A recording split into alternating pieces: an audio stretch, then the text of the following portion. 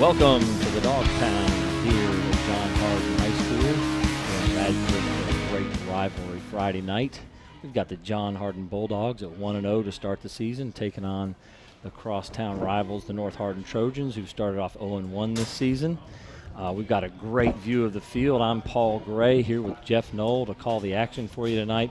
We've got an amazing view of this great football stadium here at John Hardin High School, the Dog Pound, and we're looking out over beautiful scenery here. We've got the student sections in full force, the John Hardin student section in one end zone and the North Hardin student section in the stands on the other side. It's going to be an exciting Friday night of football. Anytime you got a rivalry like this, it is exciting. Jeff, what do you think?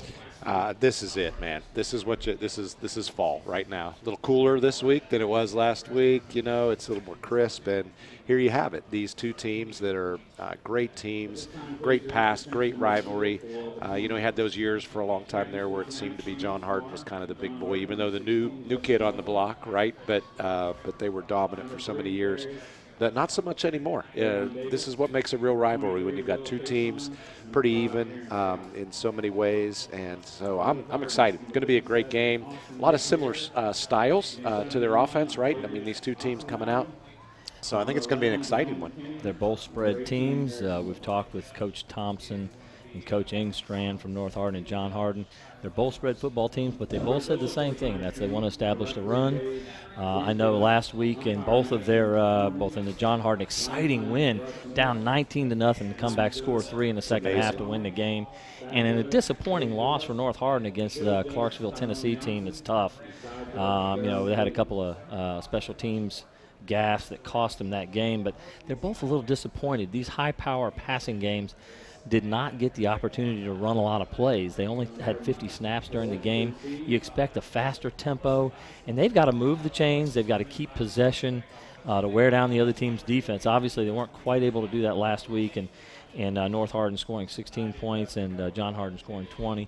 Probably looking for a few more points on the board with these high-powered offenses.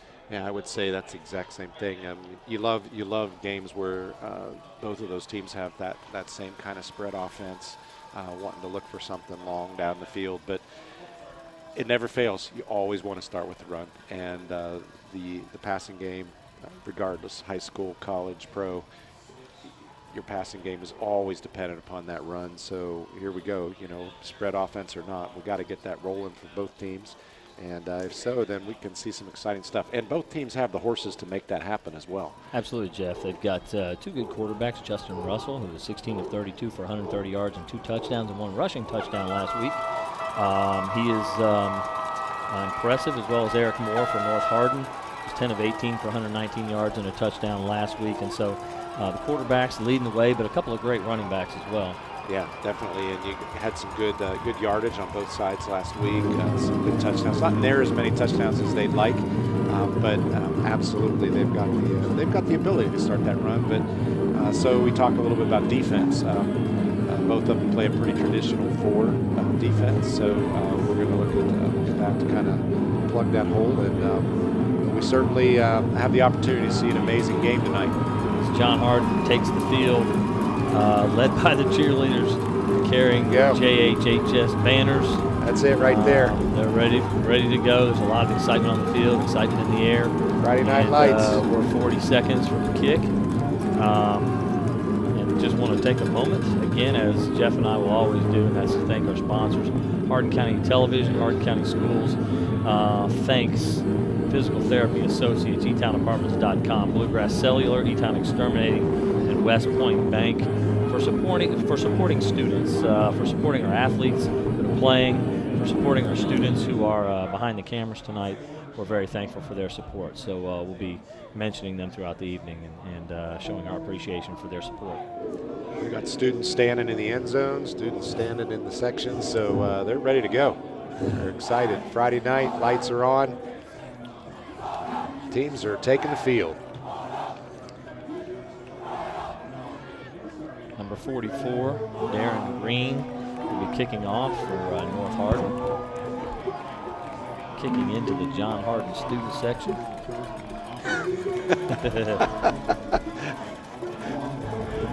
he can make that, he's a decent kicker. There have been a few guys around here that could. Absolutely do that, that's for sure. Yes, John Hardin's had some great kickers over the year, as well as Central Hardin and North.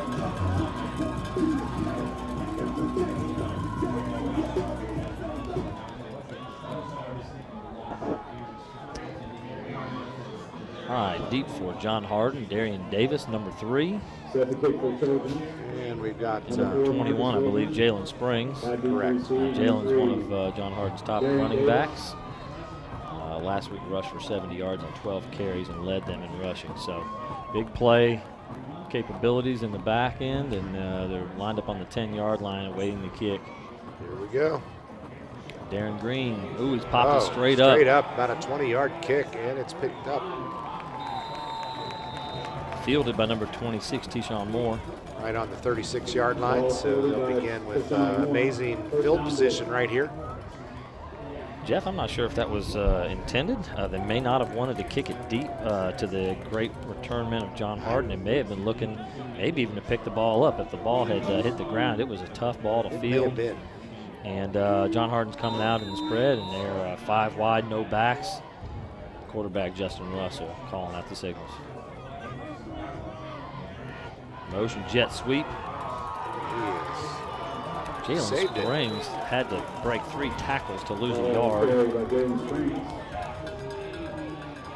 I don't think that kickoff was intentional. May not. It looked a little bit like a chip shot I made this afternoon that tackle on the golf course. That's Just right. got a little bit under it and straight up. That tackle was made by number 44, Darren Green, who kicked the ball off. Complete. He's got some blocking. Beautiful blocking. Darian Davis breaking a lot of tackles, catches a hitch pass on the right. Just a short 5 to 6 yard hitch. It was delivered perfectly by Justin Russell and actually broke that thing all the way across the field for about a 15, 16 yard gain. He must have run 60 yards to get that 15 or 16. But great discipline. He followed the blocks, made it right behind, got behind the wall, and turned it upfield. Trips right from the left hash. Russell barks the signals. Jalen Springs breaking. I'm telling you, North Hardin's getting great penetration. They're coming through the line. Yeah, absolutely. For North Hardin, that was number 33, Gabe Arroyo, in the backfield, disrupting the play. Jalen Springs, to get a yard, had to break that tackle. Twins, 4 wide. False start. Play.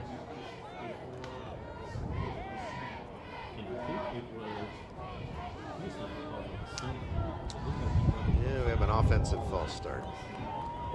You're going to note on defense for North Hardin, 71 00 Octavius Oxendine.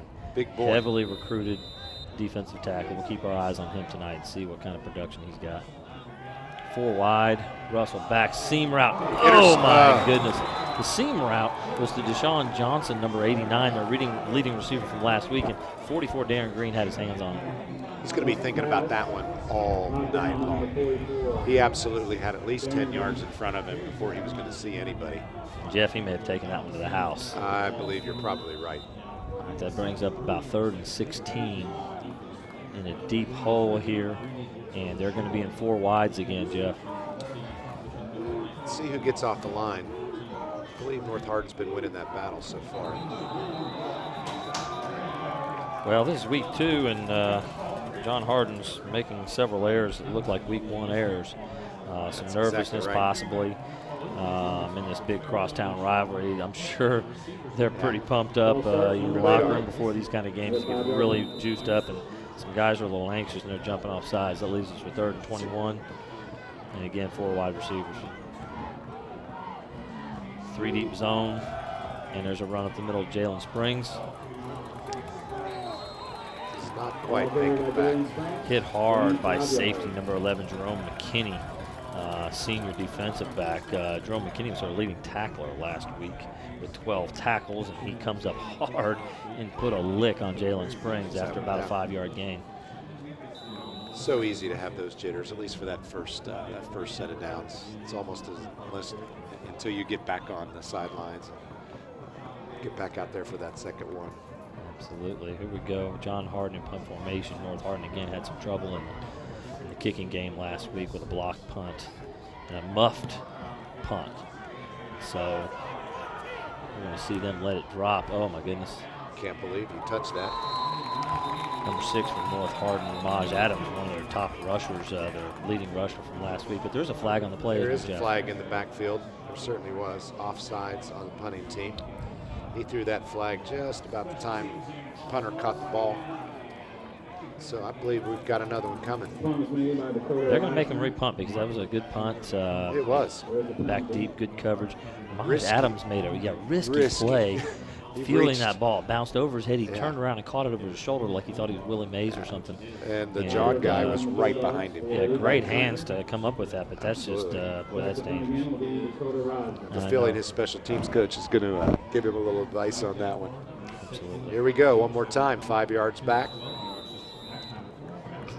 Adams has his heels on the 20-yard line on his own 20. Waiting the kick. Good rush on number 22 for North Hardin. This one's going out at the 31, 29, I mean. Well, not a very good kick that time. Yeah. Hit the first one really well at that time. That was a costly penalty. It was. Number 42, Dakota Reisner was the punter, and hit the first one really well, and then obviously the penalty cost a bunch at least of yards. 15 yards. Yeah, he was back 5-yard penalty, but with a poor punt. Right. Big penalty. Better field position for the Trojans. All right, at quarterback, number 18, Eric Moore. He's a senior. Good quarterback. 2 backs in the backfield. We talked about how North wanted to run the football, and got two back look here. Lavelle Wright, number 7, up the middle. And boy, they're putting a lot of. That was a very physical run, very physical up front. And you know, the coaches talked to us, Jeff, about how they wanted to be physical and establish a line of scrimmage. And good 5-yard run to start the game. Trips right. Quick out to the right. Quick screen to number 80, Josh Moore. It's Eric Moore to his brother, Josh Moore. Josh is the leading receiver for his big brother, senior Eric Moore, and he takes the screen pass for about a 7 or 8 yard gain. That'll be a first down. Several Moores on the North Hardin team. Absolutely. You know, establishing that physicality on the line is always so important these first few downs, just to establish who's going to control it. We've got a holding penalty, so it's going to end up being second and about 12. Wow. 2 backs again for the Trojans. 2 receivers left. Inside handoff to Ramaj Adams. Looked like a little trap play and short gain. Ball carry by Ramaj Adams. Got it back to the original line of scrimmage. 4 receivers wide. Eric Moore is signaling his wide outs to the left. His eyes are left. He's looking for. He is no one. There was no one but the referee at that point in place. Number 8, Marcus Harris, had hooked up at about a 10-yard curl route from his slot position, and the ball was thrown deep. Like Eric Moore thought it was going to be a deep pass. In fact, I'm just seeing Eric Moore signaling to Marcus again, just letting him know, hey, that was the signal I was giving. Bad read. Yeah, he didn't catch the signal that his quarterback was giving him. Joshua Garrett.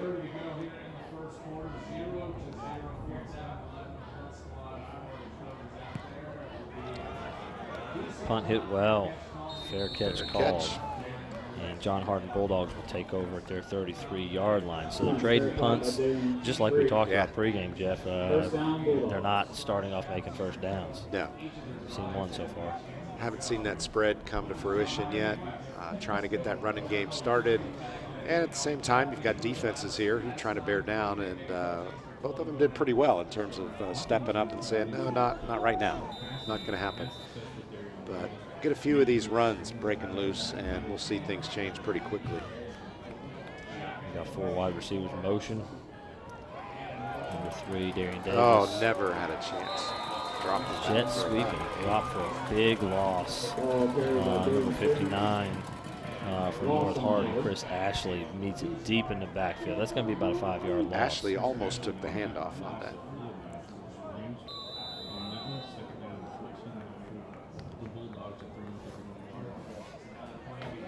Number 71 is their 00 Oxendine. Screen pass. Justin Russell and Darian Davis unable to connect on the screen pass out to the right. We talked pregame as well about the screen pass and the fact that you see both of these teams throwing a lot. We've already seen one to Josh Moore. We've already seen one now to Darian Davis, and minimal success so far. But we've got, looks like 3 wide receivers trips to the left side. Number 89, Deshaun Johnson, again the leading receiver for the Bulldogs out left in the slot. Justin Russell back.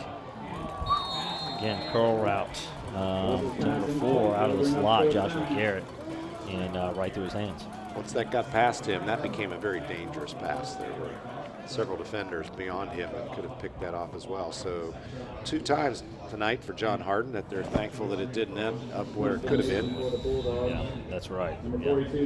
Darren Green had an opportunity in the first series, didn't he? Oh yeah, he's thinking about that right now. He will be. Got another stoppage on the field right now.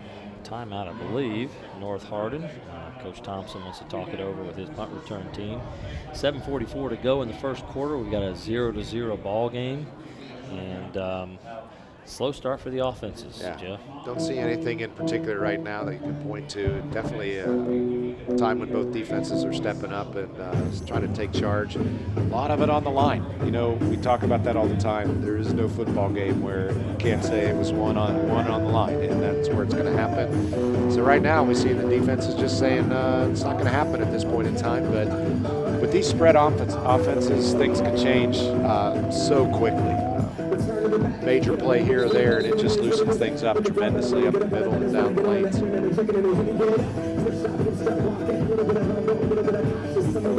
right, John Hardin punt team coming back to the field. I know, again, as we talked with the coaches pregame, Coach Thompson was concerned about some of the errors in the kicking game last week. We nearly had one of those earlier on the first punt. Oh, it is snapped over the head. And he is down on the 7-40-yard line. Dakota Reisner had to treat the ball snapped way over his head. Huge break for North Hardin. These are the kind of special teams plays, turnovers, especially in these rivalry games that can create a lot of momentum. And North Hardin started off, I believe, first and goal from the 10-yard line. That's exactly where they are. One of those opportunities where we talked about last week that great opportunity to go for the end zone initial play, get your defense not fresh right out on the field. John Hardin only had 10 guys on the field there, so Coach Engstrand is going to call timeout here to try to get the defense set. That quick change on the left snap on the punt over the head of the punter. It's hard enough to stop him with 10 or with 11, so we don't want to certainly don't want to do with 10. He had to get a timeout to get the right personnel on the field. Still one of those early season things, still, you know, not really in a rhythm yet with your special teams transitioning, especially in a quick instance like that where they were probably not ready to go back out on the 10-yard line. Well, they were ready to go back out on the other end of the field. Absolutely. And, that didn't happen. They may have been on the far end of the football field ready to transition, probably about a 30-yard on the sideline. John Hardin takes the field now. Again, they'll be in their 4-4 defense. 3 deep coverage. Trips to the right for the Trojans. Great time to go for the end zone. And another flag on the field. Now we're up to about 5 penalty flags in the first 4.5 minutes of the game. This one is North Hardin, so again, most of them have been offense. We haven't seen really any defensive faux pas yet, but that early time of the season, coaches just try to drill that in during summer, you know, during your summer practices, and you just, until you get to the real game speed, it is hard, very hard to get that down. All right, first and goal from the 15 now, and North Hardin trips to the left. Going fade to the deep corner of the end zone. Eric Moore to Josh Moore for a 15-yard touchdown. That's the kind of thing that dreams are made of. Right there, sir. Absolutely. So cool. So cool. Those two have been hooking it up for a long time. They've been throwing that since they were little brothers in their own backyard. Beautiful. One of those classic throw it behind the left shoulder in the corner of the end zone. They're going for two. No, they're not. Oh, they're not? I think they had not blown that play. They had not blown that play live. That is not going to count. But, well, Eric Moore to Josh Moore again on a slant route. They pick up 10 to the 5-yard line. That is very interesting. So they called it back? I think they had, there was no penalty. I think they had snapped the ball before the whistle had blown the play to start. And so the officials had not officially started the clock, started the play. They called it back. They had to go again. So now we're 3rd and 5. It's a shame. It was a beautifully executed play. All right, we got tight end left, 2 backs in the backfield, big fullback in the game. Fell right. And he is not making it. There is nothing happening up the middle tonight, sir. Interesting Up to call this on point. 3rd and 5. Especially when you have a prolific passer that already demonstrated. I really don't understand why they didn't just go right back to that. It was a jump ball, and Moore to Moore made that happen. Certainly wouldn't have been surprised to see them go for that again.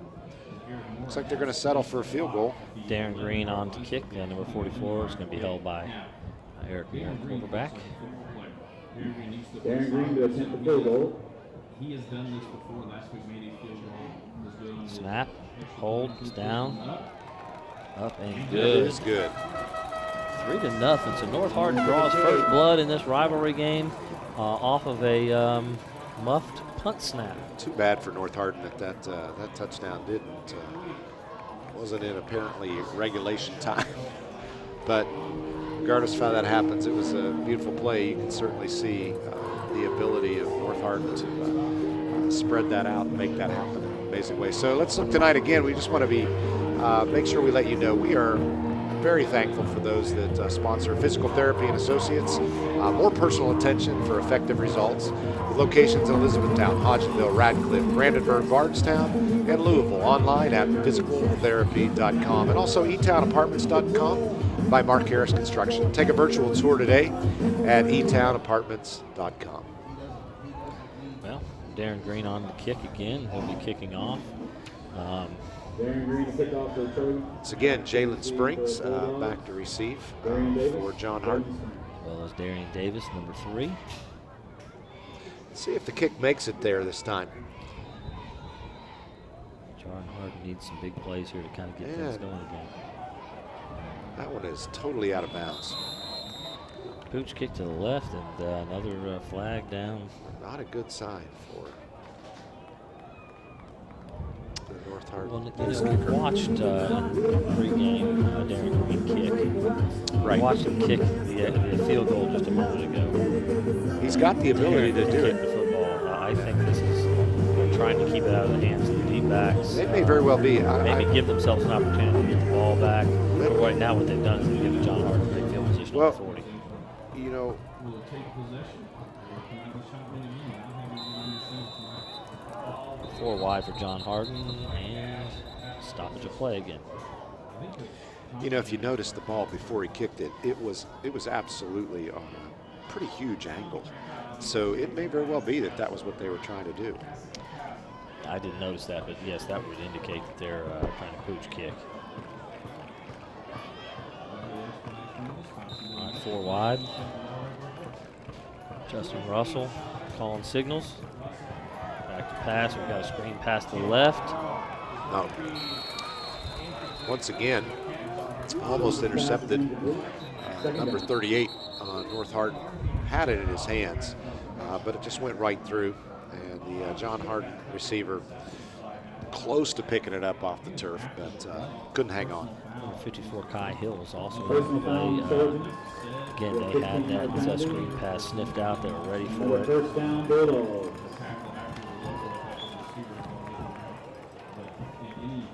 Got a 15-yard penalty on North Hardin. I did not catch what that signal was. I did not either. But it's going to be a big play for John Hardin. Wow. They'll be first and 10 on the opposite side on the North Hardin 45-yard line. 2 Two backs in the backfield. Jalen Springs with the football off left tackle. Darren Green just slicing through the offensive line to tackle He in has the backfield. amazing ball knowledge. He's keeping his eye on that ball, runs to the ball every time downhill, fast. He closed on that like lightning. Closing speed and being downhill, man, that's what makes you a great run-stopping linebacker. And just that football intelligence to keep your eye on that ball and follow the ball rather than the players. Number 85, Shelby Gosnell in the game. A little confusion. He's back off the field. Trips right for John Hardin. Blitz coming off the right side. Quick pass to Sean. Breaks the tackle. Johnson with the football. Broke several tackles, didn't he, Jeff? He certainly did. Great moves. Almost had another one right there at the end, but he lost his feet out from under him, or else he might have got another 5 or 4 yards on that. It's very beautiful. Big first down completion on the 34-yard line. 1st and 10, John Hardin Bulldogs. 21, Jalen Springs takes the handoff, and he is stacked up. Double O. Octavius Oxendine was in the backfield, blowing that thing up. Absolutely. And a tackle. Number 48, Jarrell Campbell, came down and got a hold of that leg and was not letting go. Jarrell Campbell was one of their leading tacklers last week with 10 tackles, and so he's making his presence felt already. 4 wide receivers for John Hardin. Russell on the swing pass. Jalen Springs and a big pickup, a 10-yard pickup. That will be a 22. First down, it appears. Absolutely. They're already moving the chains. They are. Things are changing on this drive. Definitely seeing a lot more activity, a little more speed. Big penalty on North Hardin makes a big difference here. Now we've seen a couple of big first down pickups. Absolute momentum changer. 4 wide receivers, Justin Russell. Quarterback calling signals. Springs again up the middle. Not this time. Again, 38. 38, Jarrell Campbell. Jarrell Campbell on the play again. Or no, Sorry, 38 is Michael Lund. Michael Lunds.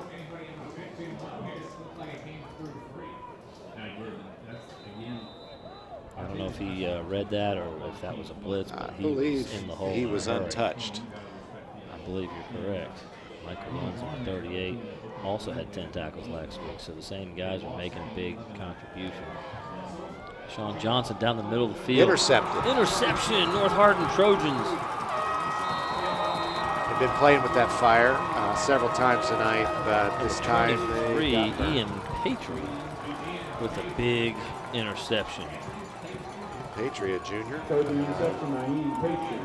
Ian had 8 tackles last week from his defensive back position, making another big play for the North Hardin Trojans here. That would be his first interception of the year. Yeah, I think the quarterback, Justin Russell, was staring down Deshaun Johnson. He wanted him on a post route, and Patriots saw it. That's death for a quarterback, locking in on that receiver. Locking in, especially deep down the middle of the field. Back to pass, Eric Moore. They're looking to capitalize quickly on that. And a big beautiful sack. John Hardin's going to get him for about a 12-yard loss there. Sack. 2nd and 10. It's like number 56 was in on that sack. Isaiah Reed for John Hardin Bulldogs makes the sack for a big loss, maybe a 10-yard loss. Came in around the right end and a lot of speed on that one.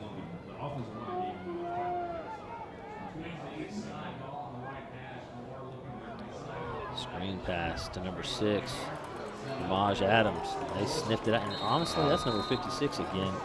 For John Hardin. Isaiah Reed making another big play, sniffing out the screen and getting to it in a hurry. John Hardin's D stepping up after that interception, not letting it get him down. They're down close. They're smelling that end zone. They don't want to lose this yardage right now. Got a penalty.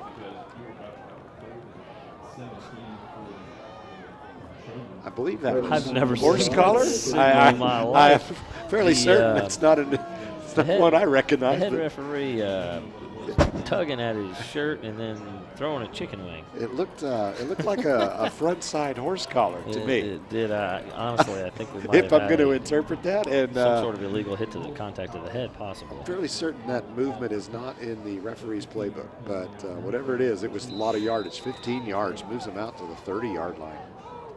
33. Bad break for John Hardin. Eric Moore on a quarterback sweep. They had that block from the beginning.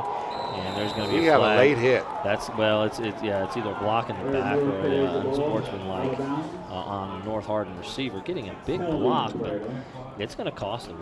They picked up the first down, but that ball is going way back. Personal foul is the call.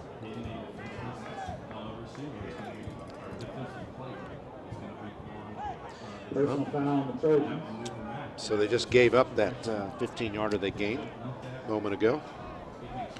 Jeff, that's a play in football that for years we saw on punt returns and on those long plays down the sideline where it's a peel back block, and you've got a defenseless defender there, and they're not putting up with that anymore. It's a personal foul now, and so what appeared to be a beautiful block by number 30, Jordan Lovett from North Hardin, is going to actually cost him 15 yards, and it's going to be 3rd and 20 again.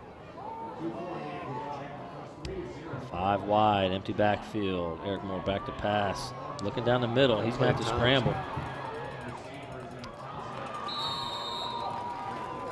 Throw up the right sideline to Josh Moore, and just through Josh's hand. Tough throw on the run. Looks like they're going to have to punt North Hardin in a long yardage situation. So John Hardin's defense is bailed out by that unfortunate penalty for the North Hardin blocker. So true. That used to be an amazing block, but safety rules, and in this time, you just can't do that. Too many injuries. Eric Moore back deep to punt. Snap is good. He's got it out of there. Good kick. 21 Jalen Springs catches, makes the first miss. Just took that first hit like Rocky and then spun around and had a little bit more to go. Number 4, Marcus Wilburn on the tackle. Good tackle, made the first defender miss. Stopped Marcus Wilburn there to make the stop. Here we are on the 49-yard line, John Hardin. Their offense hoping they can pick up where they left off right up before that interception. North Hardin's up 3-0. 2:29 to go in the first quarter.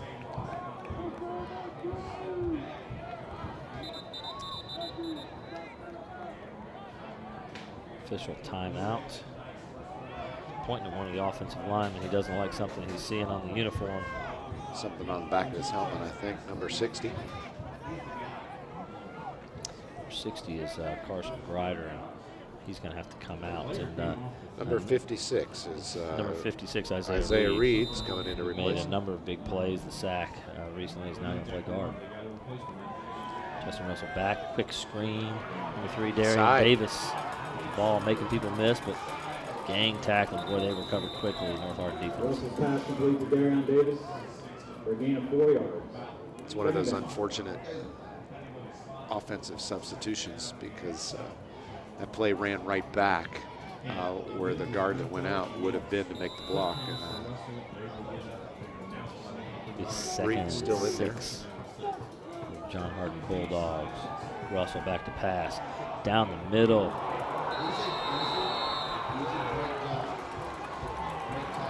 The pass was intended for number 85, Shelby Gosnell, and that's dangerous. He hung really that is. guy up to. He certainly did. Him out to dry. A lot of a lot of props to number 23 on North Hardin. He could have been vicious on that. He literally caught him in the air, and all of us were sitting here thinking, do not do the body slam. Not a time for that. And Great he job didn't do holding it. Yeah, absolutely. He had the tackle. It was over. Yeah, that's Ian Patry who had the interception just in the last series.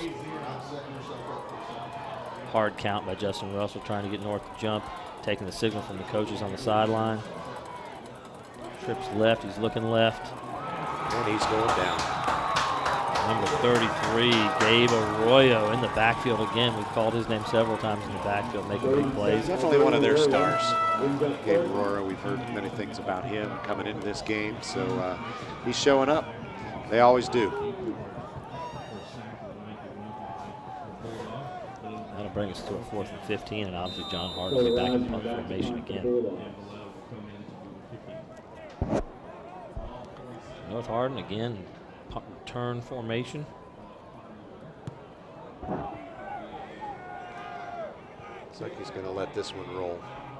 He's going to actually 21 pick Elijah that up. Banks picks the ball up. And drops it. Nope, he did not. It's a couple of times he's been quite risky on those returns. Both times he's not had to pay for it. First down, so He did gain about another 5 yards on it after he picked it up. So Again, it's kind of surprising based on what we heard from the coaches about how they wanted to see things a little sharper in the kicking game and the return game.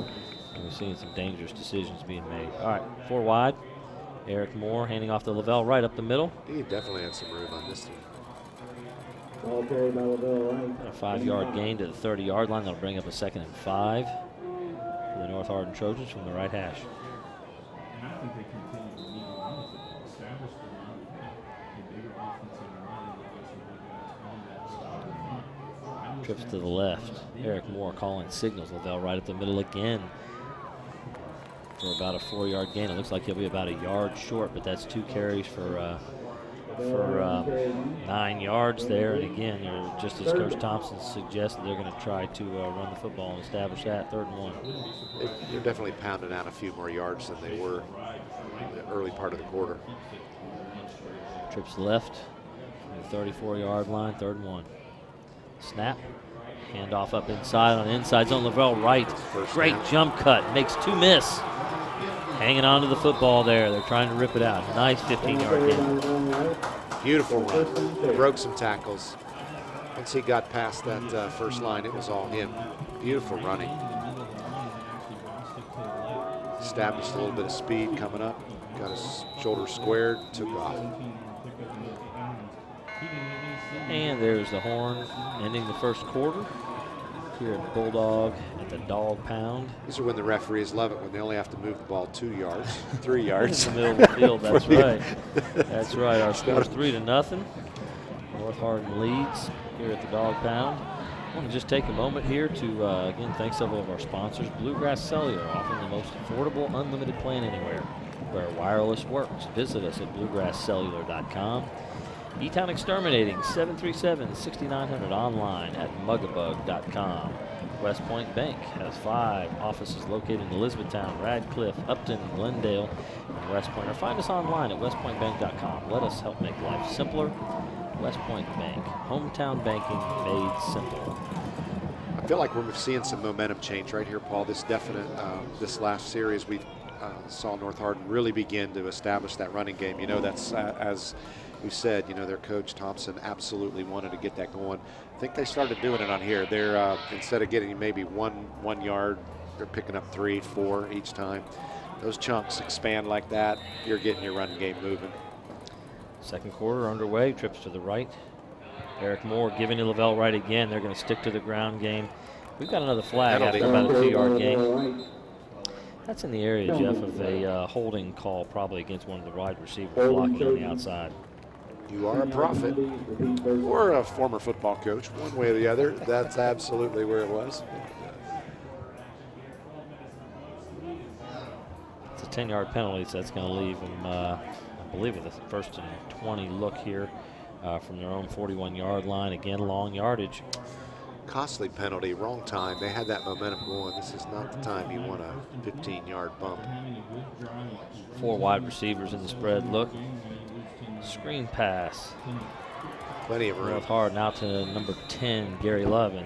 And Love is about an 8-yard gain, 7 or 8-yard gain there, getting back some of the yardage they lost on the holding call. A couple yards short of the original line of scrimmage. Jeff, it looks like they're trying to pick up the tempo a little bit. North Hardin's getting to the line and calling the play quickly.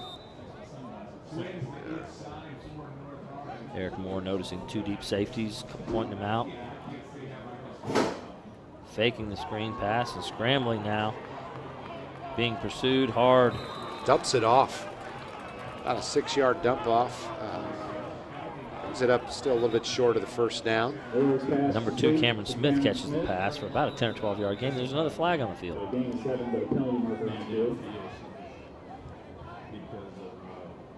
Took so long thinking it was going to be a short pass. It was and then the lineman started to drift down the field.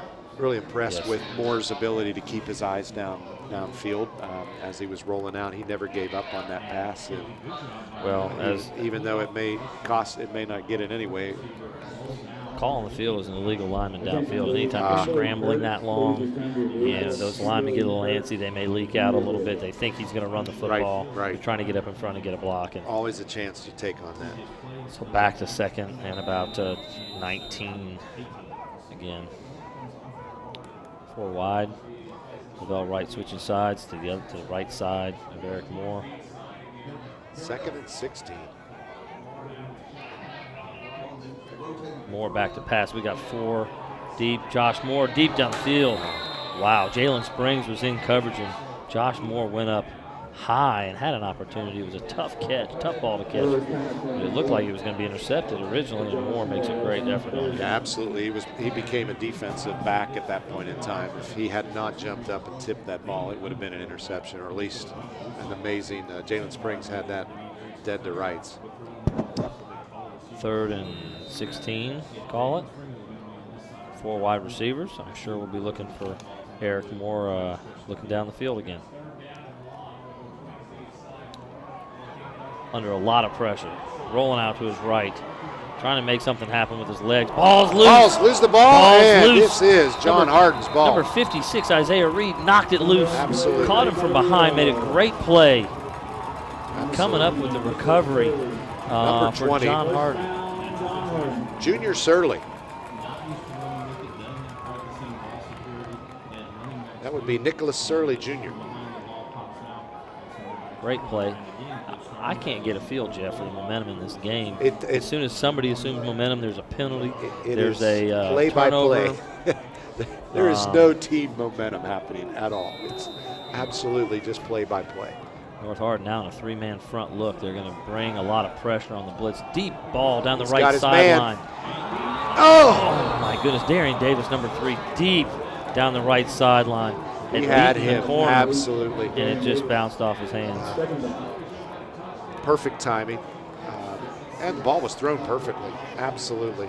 That was just simply not held on to. 21, Elijah Banks was in coverage, and Darian Davis had a step on him, and Justin Russell put it on the money, and just he didn't come down with those over-the-shoulder catches are tough, but that's what you work on. That's what you train for, is those opportunities to score the ball. Play after play.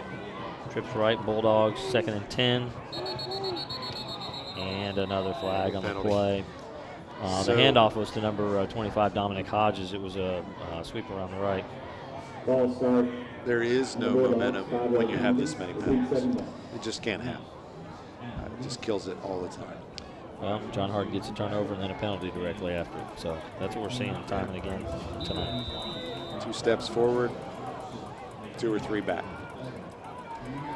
Trips to the right. It's 2nd and 15 from their own 47-yard line. Justin Russell back to throw. He's got Deshaun Johnson on an out route That is for a the catch. reception. Beautiful catch. He went down and pulled that one off the turf. Russell's pass complete to Deshaun Johnson. So a big play, about 11 or 12-yard game, but that's going to bring up 3rd and a long 3 from the North Hardin 41-yard line. Russell in the shotgun, 4 wide. First down. Quarterback fake. Number 21, Jalen Springs, and Justin Russell pulled the ball on a big 8 to 9 yard pickup for a first down Bulldogs. Very nice. Saved that opportunity to run for the first time tonight for an excellent attempt out around the right side. Turned it upfield. Got what he needed and some more. All right, 1st and 10 from the Trojan 32-yard line. Again, maybe momentum headed in the John Hardin direction. We got trips to the left. Screen pass to the left to number 5, Aaron Scott, and couldn't hang on to it. Tough throw. Long throw from the right hash all the way over to the left hash, and could not make the completion.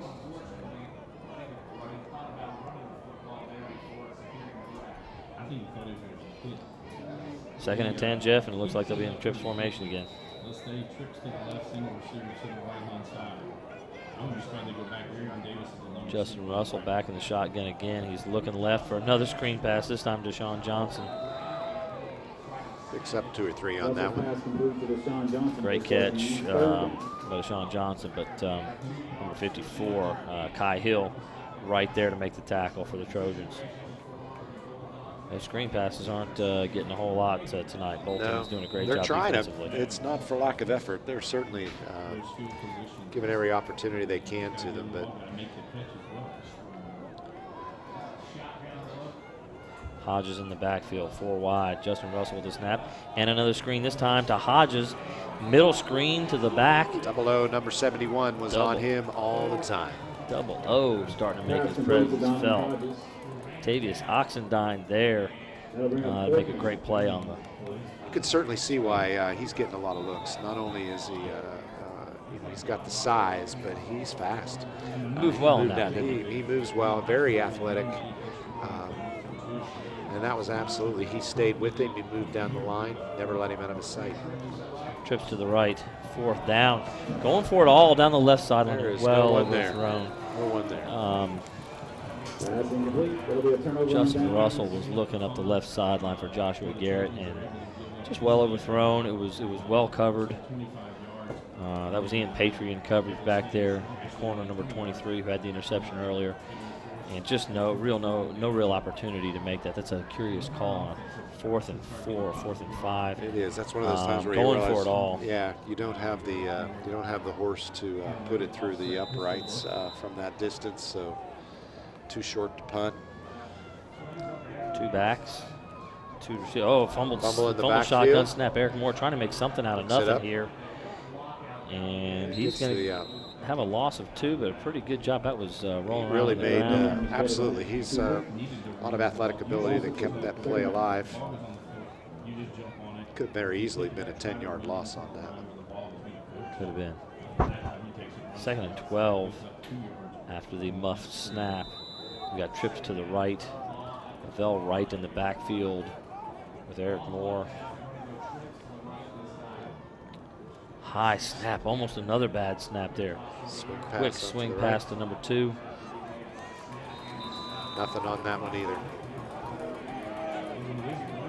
That was to Cameron Smith, and boy, again, John Hardin. Any of these short screen type passes or swing pass like that was just nothing happened. Paces up, 3rd and 14. 4 wide receivers. Moore barking the signals. Back to throw. Got his receiver, but not much on the yardage. You know, it seems like you see a lot of teams that have a commitment to that to the screen pass, and yet you watch it and you see it time and time and time again, but it produces maybe 1, 2, maybe 3 yards, and you wonder why do they keep going to it. But I guess there's that time when it's going to break loose, and when it does break loose, it's an amazing tool. Can be a big hitter, and it's like a run play. You're looking maybe for the 4 and 5 yard, and then the big hit to occur as well. All right, high snap on the punt. No rush on the punt. And it absolutely takes a North Hardin bounce. Number 9, Jacarius Barnes back to field and decided not to field the ball, and it takes a big North Hardin bounce. Probably smart for him not to field that, but it's going to give pretty good field position. Number 24, Lorenzo Lovejoy, marks it down at about the 25-yard line. Excuse me, 34-yard line. All right, we got 6:41 to go in the 2nd quarter. John Hardin ball. Justin Russell back in the shotgun formation, 4 wide receivers. In motion across to trips. And complete. Pass. Deshaun Johnson. We'll move that close to the 1st down. 2nd down. I believe, no, they are not going to give that to him. About a yard short. That brings up 2nd and 1 in the shotgun again, 4 wide receivers. Whistle. Got a shoulder pad that's not covered. Number 85, Shelby Gosnell, is going to have to come out of the game because his shoulder pad having a hard time covering that. And so number 21 from John Hardin, Jalen Springs will come back in the backs game. in. All right, 4 wide to reset, 2nd and 1. Quick screen to number 5. Aaron Scott on the catch. Looks like he's got a couple of yards for the first down, but again, not much there. No, really not. Number 54. Kai Hill sniffed that one out and stayed with him. And got a hold of that leg and wouldn't let go. So Springs comes out and watch the closest one.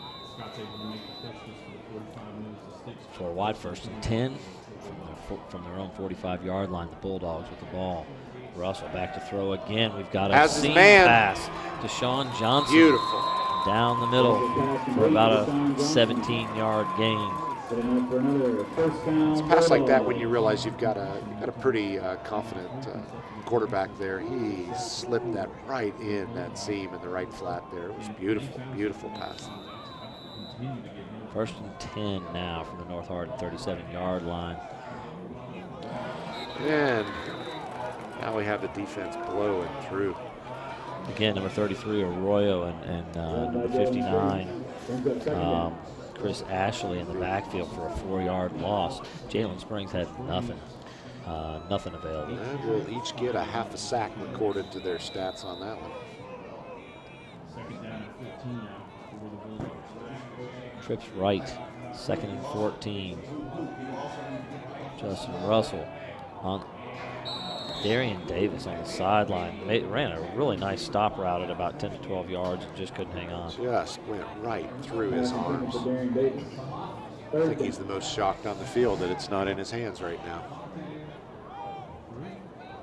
It's going to leave him 3rd and long again, 3rd and 13, and as soon as things started to look like another drive was happening, we've got a long yardage, difficult situation here for the Bulldogs. It's trips to the left. Justin Russell's obviously going to be looking down the field, faking the screen. Oh my God. Receiver tripped as he was making the cut out to the side. Shelby Gosnell again down the field. Ball's a little thrown behind him. It looked like he was open and had an opportunity down the field. If he could have made that adjustment without tripping on his own feet, he would have had a lot of room. He had a lot of real estate ahead. Would have definitely beat his defender on that one. But there was an opportunity for a first down there, wasn't it? Absolutely was. But yeah, as you said, ball thrown behind his right shoulder. Just couldn't get adjusted to it. You see those catches made, you realize the athleticism it requires to make that kind of adjustment. Punt snap back successfully. Punt deep, and they're going to the 4-yard line. Down it deep. Beautifully played. North Hardin territory. Punter's dream right there. That's right. Number 2, Kelly Hill makes a great play getting down the field to down the ball inside the 5-yard line. Well, they still got plenty of time. They can pin him down here and maybe get something rolling and get the ball back again and have time to put some more on the board. But it's still only 3-0. 3-0. 5 minutes to go in the 2nd quarter, and North Hardin backed up deep. They got trips left. This is where you might expect him to run the football. 21, Elijah Banks with the ball and off the left outside. He gets the corner, Jeff, and he looks like he's close. He absolutely does. It's going to maybe be about a yard short, I think. I don't think they're going to give that one to him. I think they're going to say he's short by not half a yard. It's going to give 2nd and 1. What a great play off the goal line to get started. I think he absolutely had some great blockers out there around the edge. It looked for a minute there that he might break that one all the way, but Eric Moore, quarterback again, trips to the left into the short side of the field. There's a screen to the left side. Absolutely has the first down a little bit more. Josh Moore. So I think they gave him the first down. They've moved the chain, so they must have given him the first down in the last play. Apparently they did. The scoreboard still says 2nd and 1. Yeah, but, there's some confusion. There's definitely somebody's not knowing what we're doing here. They did move the chains, but we're 2nd and 6 now. Okay, so they did give him the first down on that Trips last into play. the short side again. Elijah Up Banks the middle. up the middle. Great All move. kinds of room. One man to beat, and he lost the ball. The ball is loose. I think North Hardin was able to pick the ball back up. Elijah Banks on a big run. Number 30 for North Hardin, Jordan Lovett, was able to pick the ball up, the fumble, and advance it a couple more yards. It's the first run we've seen broken up the middle tonight on either team. First will and that count? 10 from their own 34-yard line. Trips to the right.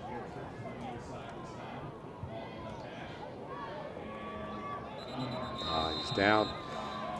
He was hit hard right as he came through the line, but he didn't go down right away. He bounced up, but then lost his balance in the backfield.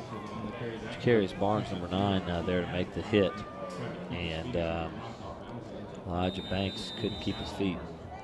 2nd and 9. 4 wide receivers.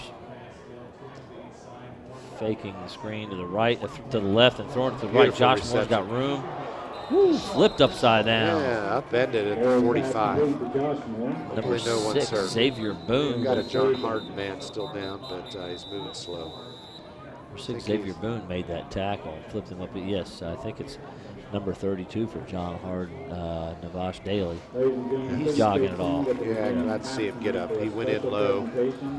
I don't know if he was the one that caused that upending, but it was an absolute great hit. But you always get scared when you see people when their feet are higher than their head in the air like that. Yeah. 3rd and 1. Big down for North Hardin here to keep this drive alive. 4 wide receivers. We have an offsides. It worked. Great job by Eric Moore. He's hard counting them on 3rd and 1 and got him to jump. Worked it well. Senior quarterback. The game we watched last week, we had 2 freshman quarterback in there, so it's a little different to watch 2 senior quarterbacks this week. 1st and 10 from the 50-yard line. Eric Moore in the shotgun. This drive started at the 4, so off to a good start here. Screen out to the left. Maj Adams with the ball.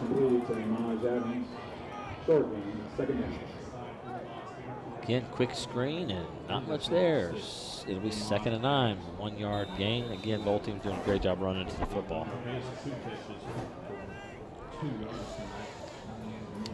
Trips right. Eric Moore back. Elijah Banks behind him. Handoff up the middle. Once again, he takes it all the way down, the 1st down. Beautiful run up the middle.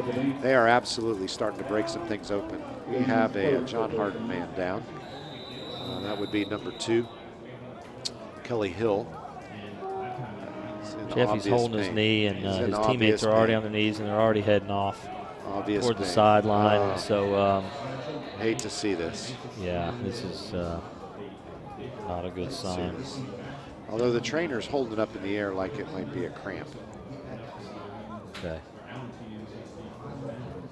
Well, we'll have a short break in the actions while we take care of Kelly Hill, and the guys are getting rehydrated here, getting a little water. So we have 2 spread offense teams trying to establish that run all night long. So looks like number 2, Kelly Hill's up and jogging off the field. I think you're right, Good to Jeff. see. It must have been a cramp.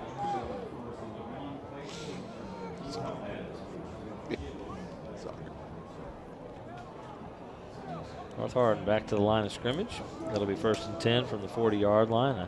Another good gain by Elijah Banks. It'll be trips to the right. Elijah Banks still in the game. Set to the right of the quarterback Eric Moore.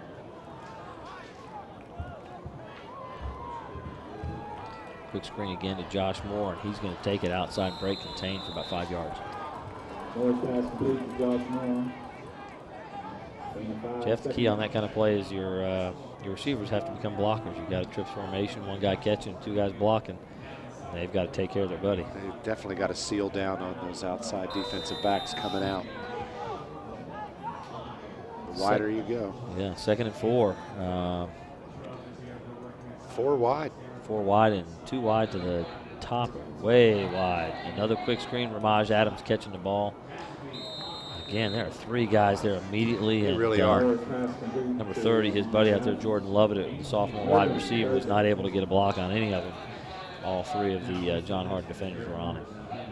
There's absolutely no way any blocking can get out there that fast. So if you don't have some kind of open room, you know when that ball's in the air, you're just, as an offensive receiver, just hoping those defenders aren't getting there before you are. 3rd and 5, turn, handoff to Elijah Banks up the middle on 3rd and 5. And Did he get it, Jeff? I believe he's got that. Fantastic, they're moving the chains. Absolutely. He just barely had that. Beautiful run. Gutsy call. Very much. Very gutsy call. Good call. 4 wide. Hitch and go. And Going he's looking deep for on this Josh one. He's Moore got his down the man. right. And that would be a touchdown.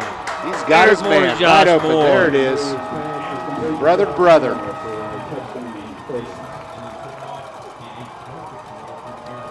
Absolute perfect. I love to see that, the receiver celebrating with his offensive lineman. That's fantastic. He knew where it happened.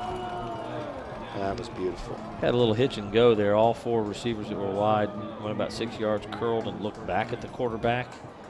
Invited the defensive backs to run up at him and then turned and went down deep down the field, and 6 points the result. Darren Green for the point after. Ball down, kick up. And it is good. Got a There we touchdown go. on the board with 1:21 to go. 10 to in nothing. the first half. 10 North Hardin Trojans, 0 John Hardin Bulldogs. And I'm seeing a few disappointing looking Bulldogs. They are accustomed, however, last week to being down. They were down 19-0 last week at the half and were able to come back and That win around and win. 20-19. They had made so some halftime adjustments there that completely transformed that. So the big key, I think, on this last drive, we saw North Hardin begin to establish that up the middle run. They broke that several times, which on its surface, it's a gutsy play when you're 3rd and 5 running up the middle. But they had 3 or 4 runs right up the middle and picked up 7, 8 chunks. So they have discovered a weak link there in the middle of the John Hardin defense. Coach Thompson's game plan appears to be starting to have some success. That idea of establishing the line of scrimmage and running the football, and maybe starting to wear down that John Hardin front a little bit with his big offensive line. And Elijah Banks, good runner. Last week, 5 attempts, 23 yards. I believe he's ahead of that tonight. I think he's gained more than 23 tonight already. On that drive alone, I'm sure, Jeff, absolutely. You got to give a little credit to that offensive line of the North Hardin Trojans. Absolutely. 68, Logan Fleischer. 57, senior Austin LaPierre. 78, DJ Woods. Those 3 guys doing a good job in that drive, helping to establish a run and protecting the quarterback. Minute 21 left in this half. A little bit more distance on this kick. He's broken it out to the left side. He's got some space. He's down at the 39-yard line. Well, that was number 21, Jalen Springs for the John Hardin Bulldogs, and he's going to set him up with some field position. Absolutely. They've got plenty of time to do something right here. Be a big momentum encouragement for John Hardin if they could at least put some points on the board before lining this one out. I'm sure Coach Engstrand has the same thought. He'd like to try to make something happen right here. These first couple plays will be key to see how they attack the Trojans here. Trojans are in a 3-deep look and a 3-deep zone look, 4 wide receivers. He's looking down the seam. Oh, he's dropped the snap. Justin Russell drops the snap. And he's brought down about 2 yards behind scrimmage. Not the way they wanted to start this one out. Second down ball. He had Deshaun Johnson running down the seam wide open. Opportunity to throw the football and drop the snap. We'll see if Coach wants to go ahead and keep attacking or if he's going to try to run clock now and just run the half out. He's trying to make something out to Jalen Springs in the flats on the right. He's picking up some yards. He's got some momentum down to the 41-yard line. Springs with about a 17, 18-yard gain there, and he's got them right back in a good position, and Coach Engstrand's going to call timeout. And what looked like now a drive killer and a dropped snap on first down becomes a short pass turned into a long run by Jalen Springs. Big deal.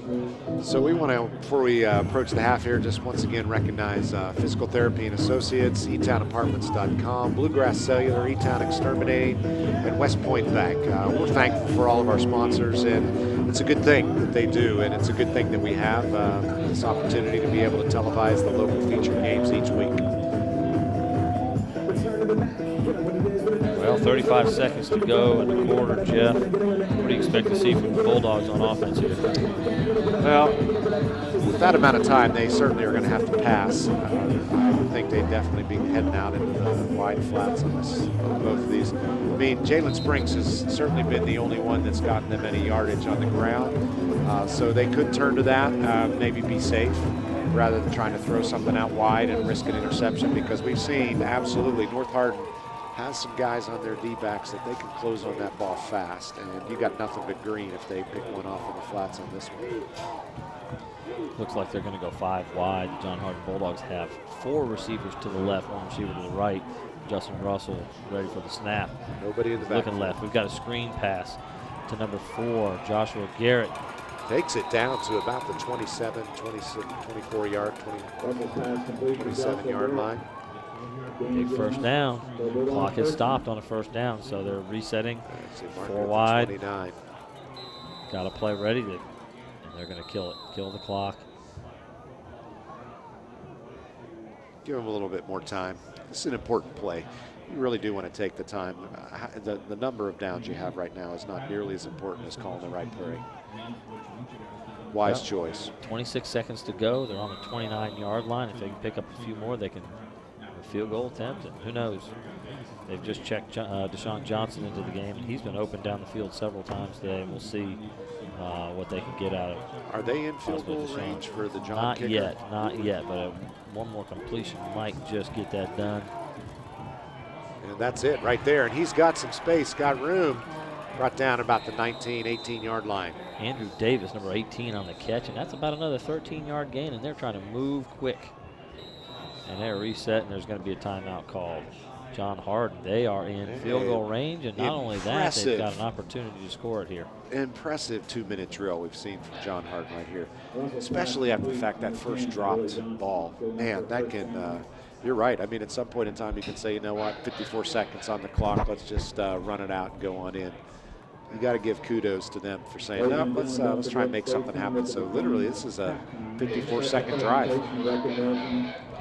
Coach Engstrand meeting with his troops right now and getting them ready for this last 17.8 seconds.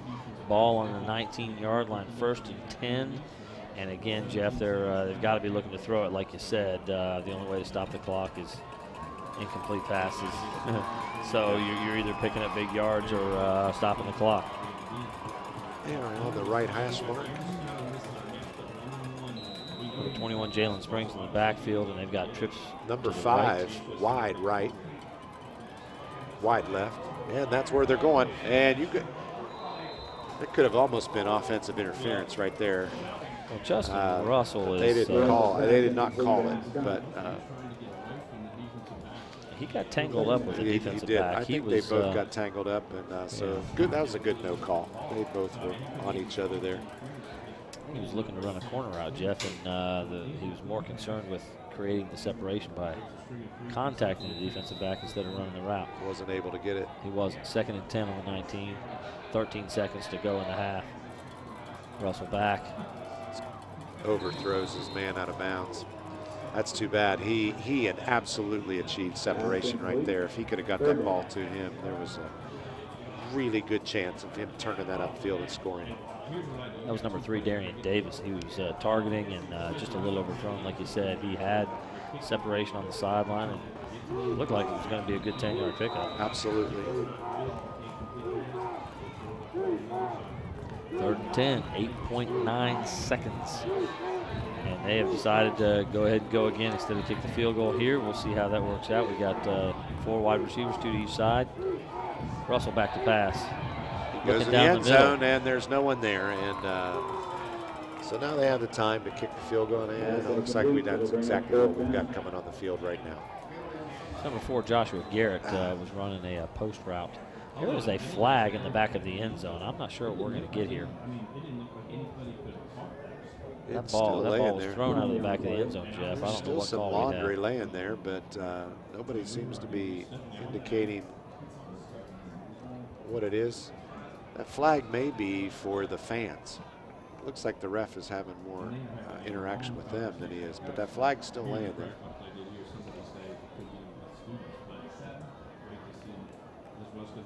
We got a meeting in the middle of the field there, Jeff. Two of the referees with the head referee. Yeah, they were definitely addressing the fans that are back behind the goalpost, trying to get them to move back. And you can see some of the school officials are out there now. They're excited. They're trying to push. They want to get closer to the action. Yes. Everybody wants to get in the end zone. It'll be some sort of a warning here, sideline warning, even though it wasn't the sideline. It was the end zone, and it was the fans, not the team and the coaches. There's no penalties on the play. Just Zach Owens on to attempt the field goal. John Hardin's kicker, left-footed kicker, kicking from the right hash mark.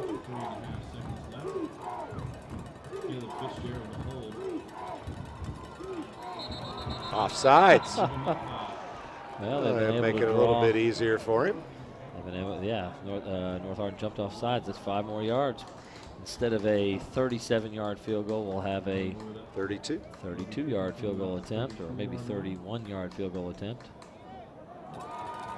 Oh, John no. Hardin. They must have done Sorry, something we read that wrong. 5 yards. Well, instead of 37, we're looking at a 42. But they're not backing off. They've got confidence in their kicker.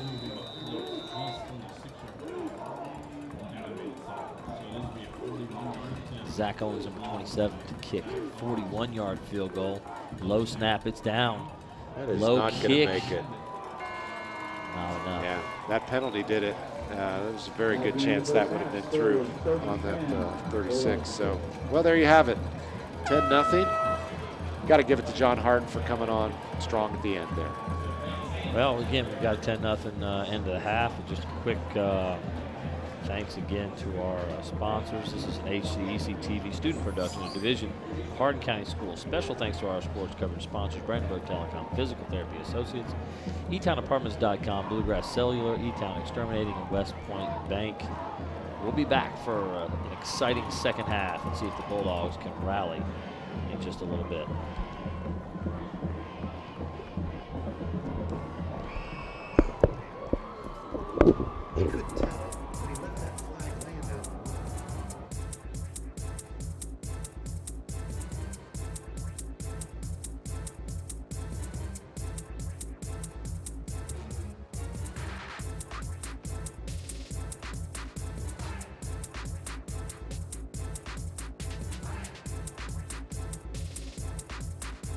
We are going to greet one of our outstanding sponsors with our HCEC-TV live sports coverage. In addition to Brandenburg Telecom, we have one of our longer partners with Physical Therapy Associates.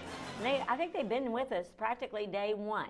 So joining us is Beth Vessels, who is a physical therapist at PTA. And also, we've got a new person with us today, Kyle Odom. And he is a licensed athletic trainer as well as a performance enhancement specialist. Now, that's a long title for the job that you do, but I know you do many jobs.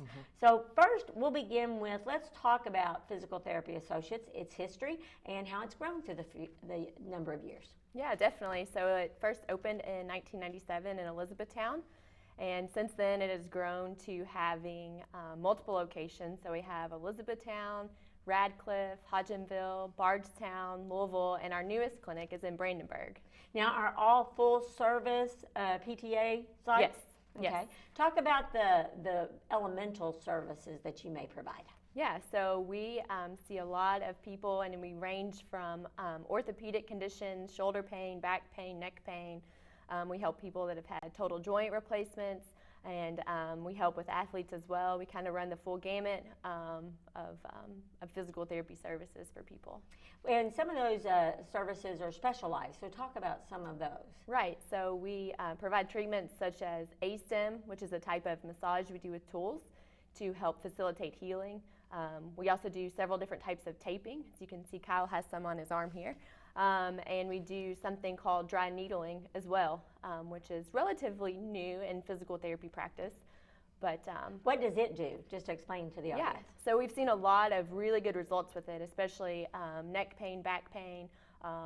And what it does is we take a thin filament needle and we work within the muscles of the body to help try to relax them, to relax the trigger points there, and it really helps people that have type of myofascial pain and long-term pain syndromes.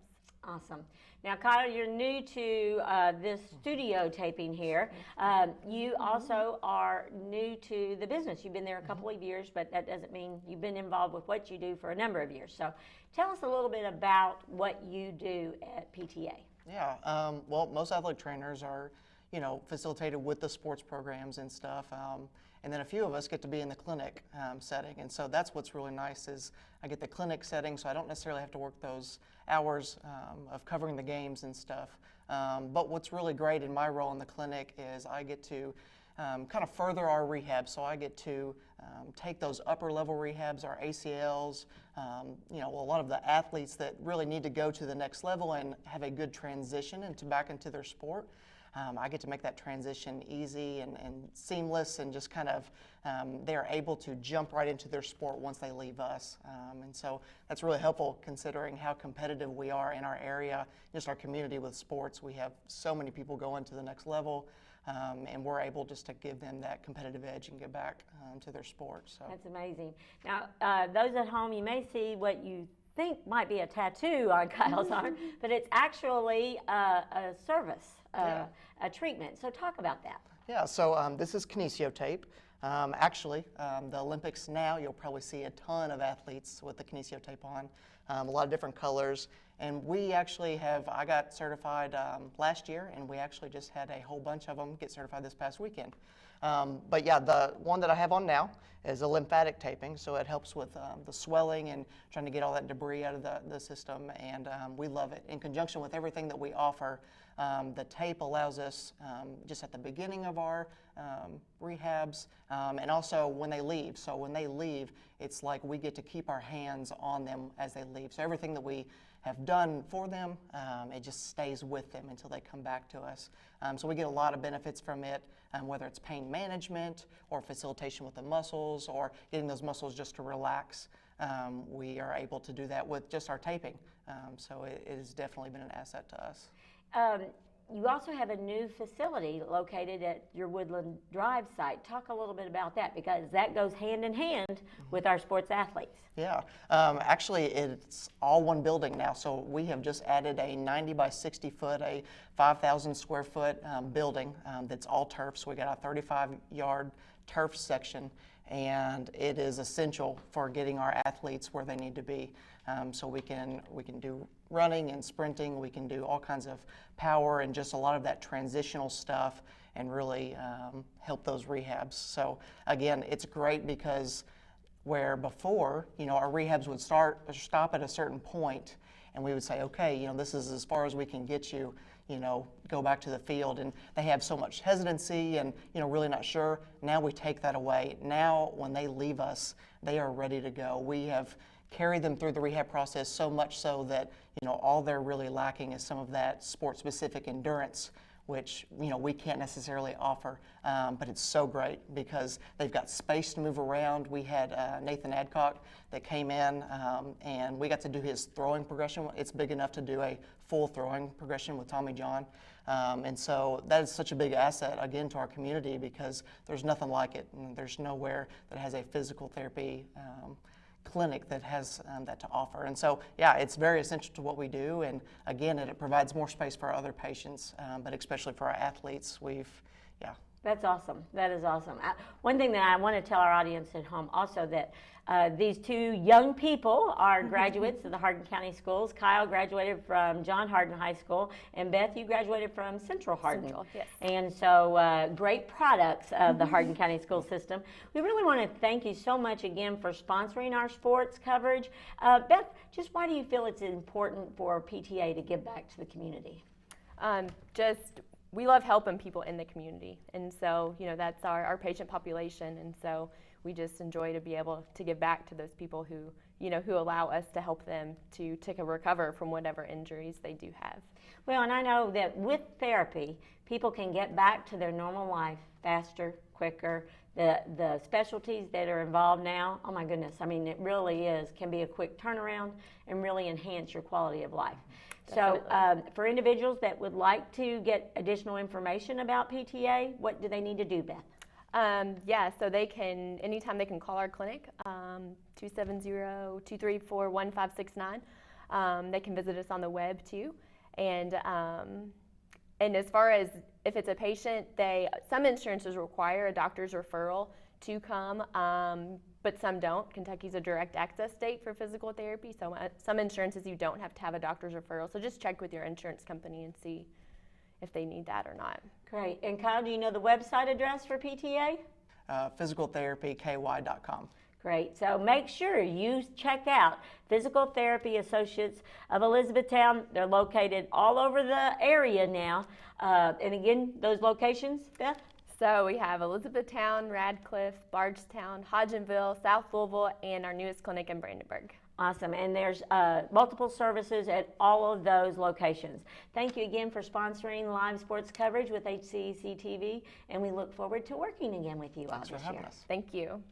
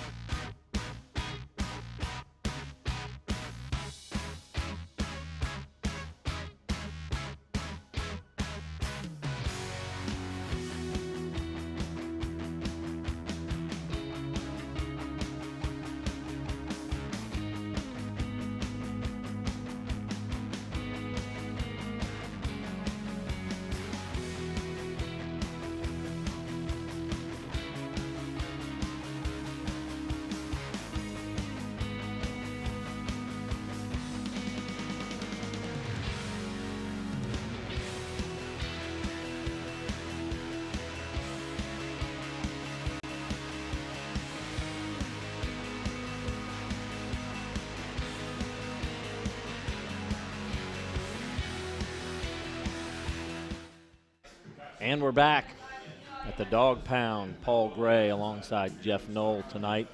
The first half, the visiting North Hardin Trojans are up 10-0.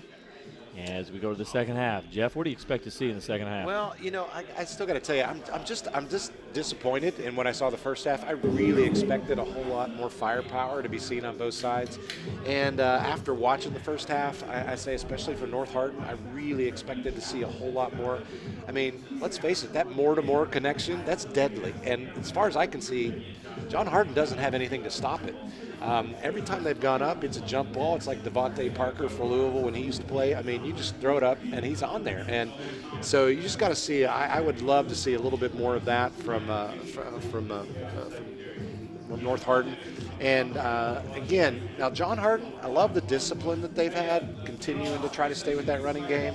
And no question, Jalen Springs is the man that they've established with that. But I still feel like both teams could do a whole lot more on offense. I'm kind of excited to see what kind of adjustments after knowing what happened last week. Absolutely. John Hardin went to Mercer County last week down 19-0 at the half, came back and won 20-19. So they're in a familiar position. I'm sure they won't panic. I'm sure Coach Engstrand has a plan, just like he did last week. And we'll see if they can execute that plan or if the North Hardin Trojans can continue to dial up. Elijah Banks running the football, Lavelle Wright running the football, and as you mentioned, Eric Moore to his brother Josh Moore, and continue to ring up yards. I think we're seeing a lot of yards, but not a lot of points. Well, and once again, as we talked so many times in the first half, penalties, killers, and both sides. Both sides have had their share of penalties. And that's mainly been offensive penalties. There have been a couple of deep penalties, but for the most part, it's been offensive penalties. And some of those big chunks, when you get a 15-yard penalty, bringing it back on your offense, that's a momentum killer. So, if they can get more discipline, stop those offensive penalties, and start really establishing that run and then cutting it loose. I mean, both of these teams can pass that ball. So that's the kind of offenses they have. Love to see it really click this half. I agree. I think the penalties, penalties and several turnovers. We had the punt snap over the punter's head to set up North Hardin's field goal. We had the interception by North Hardin. So a couple of John Hardin turnovers, and again, North Hardin's up 10-0. So it's kind of what you'd expect. Is if you're going to turn the football over, you're gonna pay. And North Hardin made John Hardin pay. And again, John Hardin's interception was going in to score. Penalty late that took them out of field goal range. Great opportunity to score at the end of the half. So John Hardin's had their scoring opportunities. Again, both teams have moved the football. They have. And not very many points, 10-0 as we start the second half. Definitely an encouragement to John Hardin in the way they managed that last drive before the half. Even though they came up empty, they had a shot. Number 27, Zach Owens to kick for John Hardin.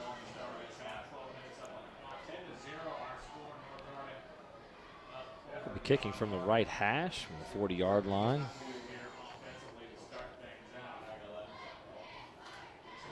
Back deep for North Hardin, number 6, Ramaj Adams. We haven't seen Ramaj Adams with as much success this week as he had last week. Last week, 5 rushes for 43 yards. He's touched the ball several times on screen passes. Just not the success that he had last week. It's been more Elijah Banks, hasn't it, Jeff? He absolutely has been the one, the only one that has gained anything on the ground as far as that goes. So, and he established that up the middle, that last few drives. It really began to find a spot where he could exploit that. Zach Owens kick deep. Ramaj Adams will field it at the 13-yard line, up the middle, being stopped and dragged down at the 30-yard line, maybe the 31, gang tackled by the North Hardin Trojans. A little bit of hesitation running up the middle gut like that, and but able to get it back to the 30, 31-yard line. Looked like number 22, Matthew Valletta, on the tackle, although he was joined by a number of his teammates. And North Hardin will start on their own 31-yard line. 1st and 10, first Decent snap field of the position. second half. Here we go. 3-man front for John Hardin. That may be an adjustment already. They're going to look to cover the pass, and it's going to be a run up the middle to number 7, Lavelle Wright. So we got a different runner this time, beginning to get a little bit of momentum going for them. It's a nice, that's coach's heart right there. Hand the ball off, anything from 5 to 7 yards on that first one, you'll take it. And it's 2nd and 5. 3 wide to the left. Quick screen to Josh Moore. And he's going to be dragged down by number 2, Kelly Hill.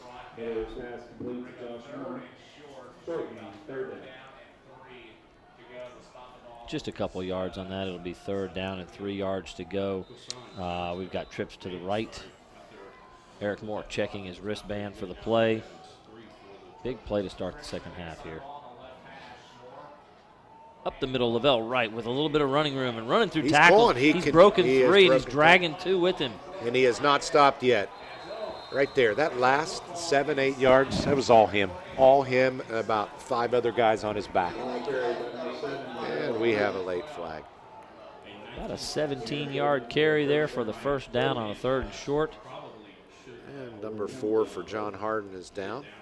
Joshua Garrett having some issues here on the field. I'm thinking it looks like a cramp. He's trying to get to his feet. We've got the training staff coming onto the field to help him off the field. But there is a penalty down. We're still waiting to see. No indication yet what that penalty is. It would have been in the defensive backfield. I don't know if it was extracurricular activity after the play where guys were Yeah. pushing and shoving, or if it's actually something on the tackle. He certainly had a hard time getting up off the ground. So there's Joshua Garrett coming off the field, and So that's coming back against North Hardin. Jeff, it must be after the play because they've moved the sticks. So yeah, some sort of personal foul on North Hardin after the play.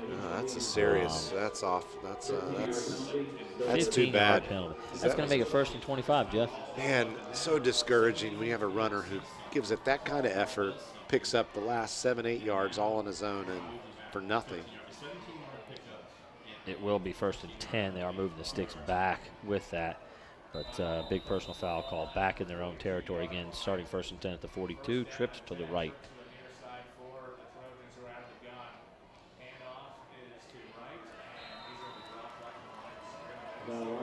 Bell Wright tackled by number 22 from John Hardin, Matthew Valletta, who made the tackle on the kick return. No gain.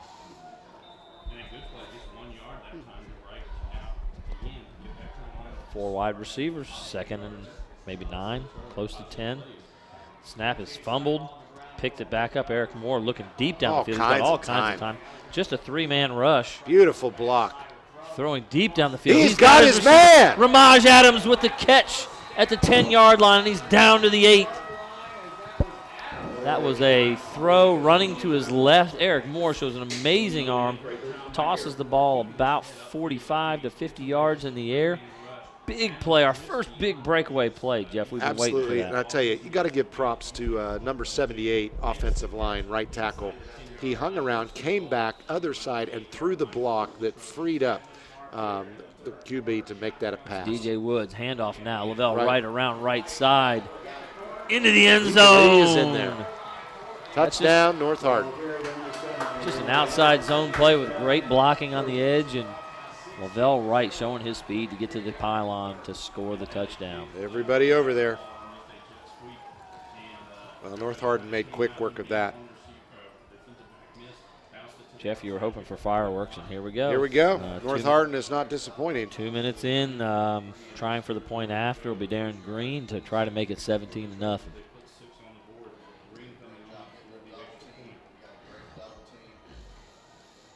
We're missing somebody. Eric Moore is looking for somebody. We're short a man up front, it appears. And 10 men on the field. Somebody's missed their assignment. Coach Thompson forced to call a timeout.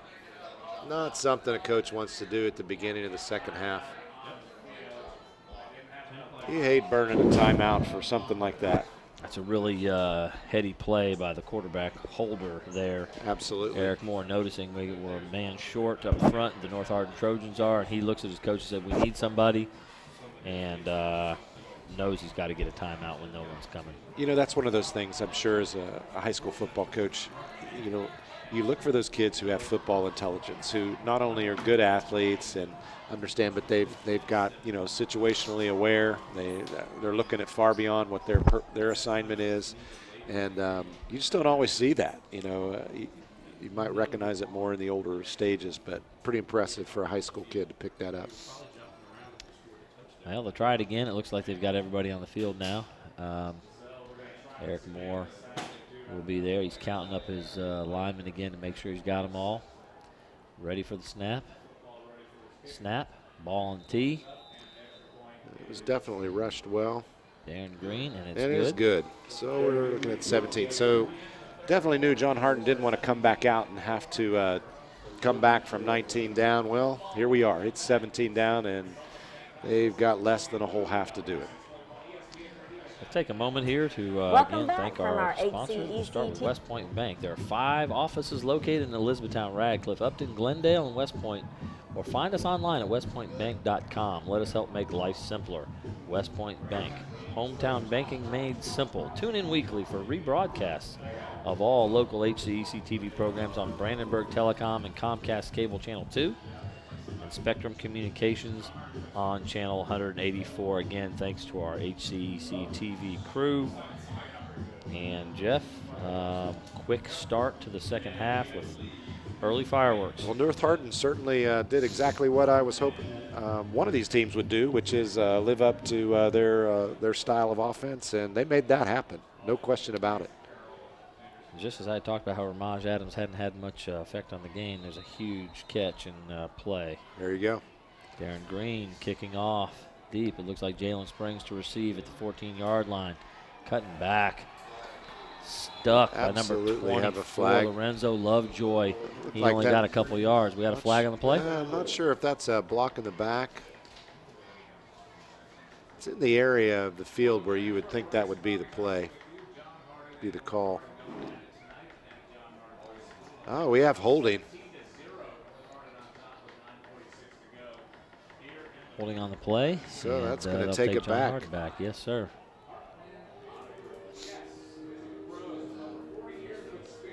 Well, let's see how John Hardin bounces back from this one.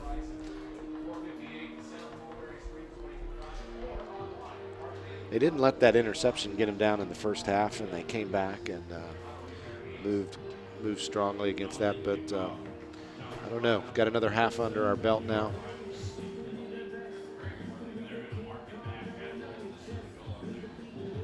Last week we were in E-Town watching the game between E-Town and Franklin Simpson, and boy, what a game of running it up the middle all night long.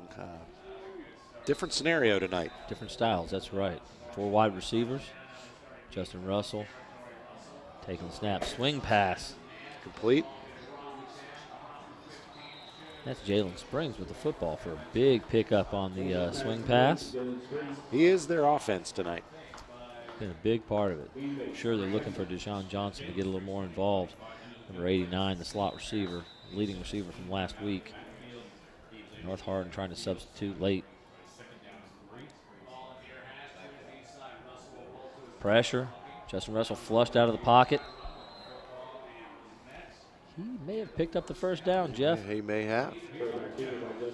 If you've noticed, Deshaun Johnson, by the way, is wearing a different number this week, number 89 rather than number 13. So if you're trying to pick him out on the field, you were looking for number 13. 1st and 10 from their own 19-yard line. Russell with the snap. Give to Dominic. He's got some room on the outside. Picks up a first down and more. Not a 17-yard carry, big. It looked like almost a draw play, a little delay handoff. Yeah, beautiful play. Up the middle, but he broke it out to the left side and around the end and broke contain, and away he went. Definitely a slow developing play, but certainly made it work. 4 wide receivers, 1st and 10 from their 32-yard line. John Hardin with the ball. Russell caught up in the backfield. Ball's loose. Fumble. Dangerous, dangerous. Not sure who's got on it. We've got a couple. North Hardin came up with the football. Double O, Octavius Oxendine on the football. North Hardin's ball. I didn't see who knocked it loose, but he did pressure knock on the quarterback. He did not knock it loose. Quarterback pitched it out at the last minute. He pitched it out and was never really caught and bobbled off of 2 or 3 men. And at that point in time, it was gone. Very dangerous. That was definitely a time when he didn't have his head in the game at that one. He should have just hung on and went down, took the sack, and lived to play another game. Another flag on the play. It's not going to change the possession here as North Hardin will take possession. Not sure where we're going to be right now. The ball's sitting at the 24-yard line of the John Hardin Bulldogs, but it's a sideline warning again, and they're going to pick that flag up after making the sideline warning. Marching it down another 5 yards towards the end zone. I guess since that's the second, there was a sideline warning on the fans from John Hardin. They're going to march off 5 yards. The ball will be 1st and 10 from the 19-yard line of the Bulldogs. Another big turnover. Elijah Banks with the football, breaking left. Out around the edge. North Hardin punches one in right here, then this really puts a damper on the entire game for John Hardin right now. Looking to just take control of the ball game. The North Hardin Trojans is 2nd and 4 from about the 13-yard line here, maybe 2nd and 3. 3 wide to the right. Well, there was a fake. He threw that screen at the feet of a guard, so I'm fairly certain that Elijah Banks was standing there. They were that's trying to set up a screen to the running back up the middle, but it was covered. He had to just dump it out. That's right. Had to throw it at the feet of the guys. Did he pick up his flag with no penalty? He did. The official threw a flag, but he had not seen number 21 Elijah Banks standing in the area right of the there. ball. Okay. Looked like he threw it at the feet of number 68 from this vantage point, but 68. That's Logan Fleischer, and he was there to set up the screen, and he is not an eligible receiver. He is not. Trips into the short side of the field. 1 wide receiver, Josh Moore, out to the right. I'd be looking for a throw up the sideline to Josh Moore right here. Eric Moore, we can't hear him from up here, but he really must have an excellent hard call on that because he's got the John Hardin defense jumping quite a bit tonight. didn't get him offsides, but they all jumped. He went to the hard count, and they were all jumping at it. Yeah, well, we'll take an opportunity here to note one of our sponsors, Physical Therapy Associates. More personal attention for more effective results, with locations in Elizabethtown, Hodgenville, Radcliffe, Brandenburg, Bardstown, and Louisville. Online at physicaltherapyky.com. 3rd and 3 from the 12-yard line. Great attempt, as you say here, for them, for North Hardin to just really take some control here and just make life hard for John Hardin with no points on the board. You go back and you think, so how important was it that they get some points at the end of the half? Pretty important right now. Sure is. Eric Moore signaling to Josh Moore out on the outside on the right. It's a dummy call because the give is up the middle to Lavelle Wright. And it's a scrum. And the ball is loose, and John Hardin appears to have the ball. But it has been called dead, and the refs are motioning that it's North Hardin's ball. Well, it took them a long time to blow that play dead, and so the John Hardin defenders were trying to pull the ball out. I made a rugby reference, and it absolutely looked like the ball popped out of the scrum. Did. 1st and goal from the 6-yard line. North Hardin Trojans with 4 wide, again signaling Eric Moore to his brother Josh Moore out on the right side. Number 80 looks like he's got flag down. 1st and 6, I'm calling a wide out to the right. And now we have a sideline warning on North Hardin. The officials are trying to take control of the game. Things are getting a little bit out of control. It's hard for us to hear what's going on out there. All right, 4 wide, 1st and goal from the 6. Moore will take the snap, bobbles the snap, throws the fade deep right to Josh Moore. Good defense, I believe, on the coverage. I called it. Just pinned into the sideline a little bit. Great coverage by Jalen Springs on the outside there. He's in a cover 2 look where the corners will sit outside of the receivers. It makes that fade route very difficult, but it is a one-on-one situation there. Jump ball, and we've seen North Hardin has the advantage in that matchup. They can get him one-on-one on the outside. Right up the middle. Right up the middle. Stacked up and pushed back. He may have gained a yard or 2 there before he was pushed back. It'll leave probably a 3rd and goal from about the 4-yard line. Big series for John Hardin. Definitely have to give it. John Hardin, they're showing some pride right here. If they can hold him to 3 or nothing, that makes a big difference right now. There's a momentum shifter as well as a big play for you. 3rd and goal from the 4. Big play. 5 wide receivers. Nobody with Eric Moore in the backfield. He sprints to the right. Pressure, and he dodges the pressure. Great throw, low to Josh Moore off the ground. He makes the catch. Beautiful catch. He hung on. Kept looking for a receiver, strung that play out. Number 4, Josh Garrett had a free crack at him and missed. And Eric Moore just did a great job avoiding that blitz and getting the ball to his brother Josh. Props to their wide receivers who just kept moving and waited and finally got something open. And Jeff, that's a great point. It's like a scramble drill where he gets out there and the receivers just have to keep moving and give him an opportunity to find somebody. If you just stop and stand there, then nothing's happening. He's got nothing to throw to. And it's good. Again, some of that football IQ that you're seeing out there, both in terms of Eric Moore's ability as a senior, extend the play, hang on, keep your eyes downfield. But you got to have receivers out there who are going to keep moving, trying to get open, and not all in the same place. Situational awareness. Where's everybody else? And that's what makes those plays happen. Well, that pushes the score to 24-0. North Hardin Trojans seem to be taking a dominant lead here in the battle for Radcliffe. And let's see how John Hardin, down 19-0 last week at halftime, came back, did something. What are they going to do today? Well, they're having a little gut check right here, and the interesting part about it is they've had some success moving the football, and as we've said, they've made a lot of mistakes that have been very costly errors, and I'm sure Coach Engstrand down there is pulling his hair out and looking for an answer. He's just looking for some consistent play from any of his guys out there so they can establish a drive and get some points on the board. And the few times they've been in the red zone just have not been able to convert anything into points. We've got a squib kick. Well, that's surprising. Can't see who's running with it, but he got loose. He broke one free. Of the upbacks in the kick return formation. In the end, that's a real break for John Hardin to be able to get started on their own 43-yard line. Not really sure I guess you catch him off guard. Hopefully you pick up a fumble, put the dagger in right there, but.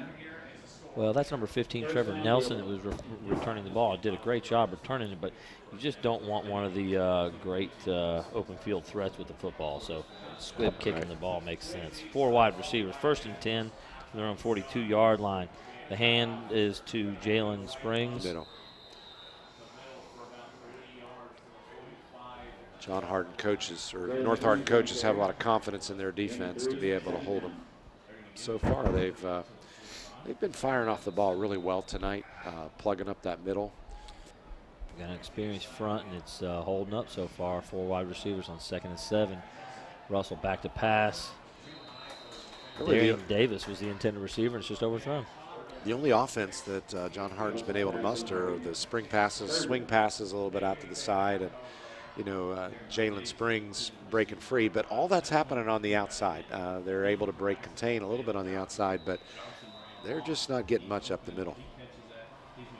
So another attempt at the screen pass out to the right, and it didn't get much there. 4 wide receivers. Another screen pass, number 5 this time for John Hardin. And once again, picking up 4 or 5 yards. Hopkins? No, that's Aaron Scott. Aaron Scott on the catch. They're short. They'll leave him 4th and 3, won't it, Jeff? I believe it will. 4th and 2. Give him a little better mark. Great They've tackle still by got Ian their Patry offense on the field. Yeah, great play by Ian Patry. Well, down 24-0. You don't have much choice at this point in time. And he's got it. Beautiful, beautiful connection. There's and he loses the ball. He loses the ball, and it's back over to North Hardin. Number 24, Lorenzo Lovejoy, in there to make the tackle on Deshaun Johnson. Pulls it out and recovers the ball. I mean, just a great play by the defensive back. Beautiful defense. It's a real shame for John Hardin. They had a great play. The matchup you've been looking for all night to Deshaun Johnson. And it looked like maybe they had a little bit something rolling right there, but how heartbreaking. Fumbles are killers. They just suck the life out of you.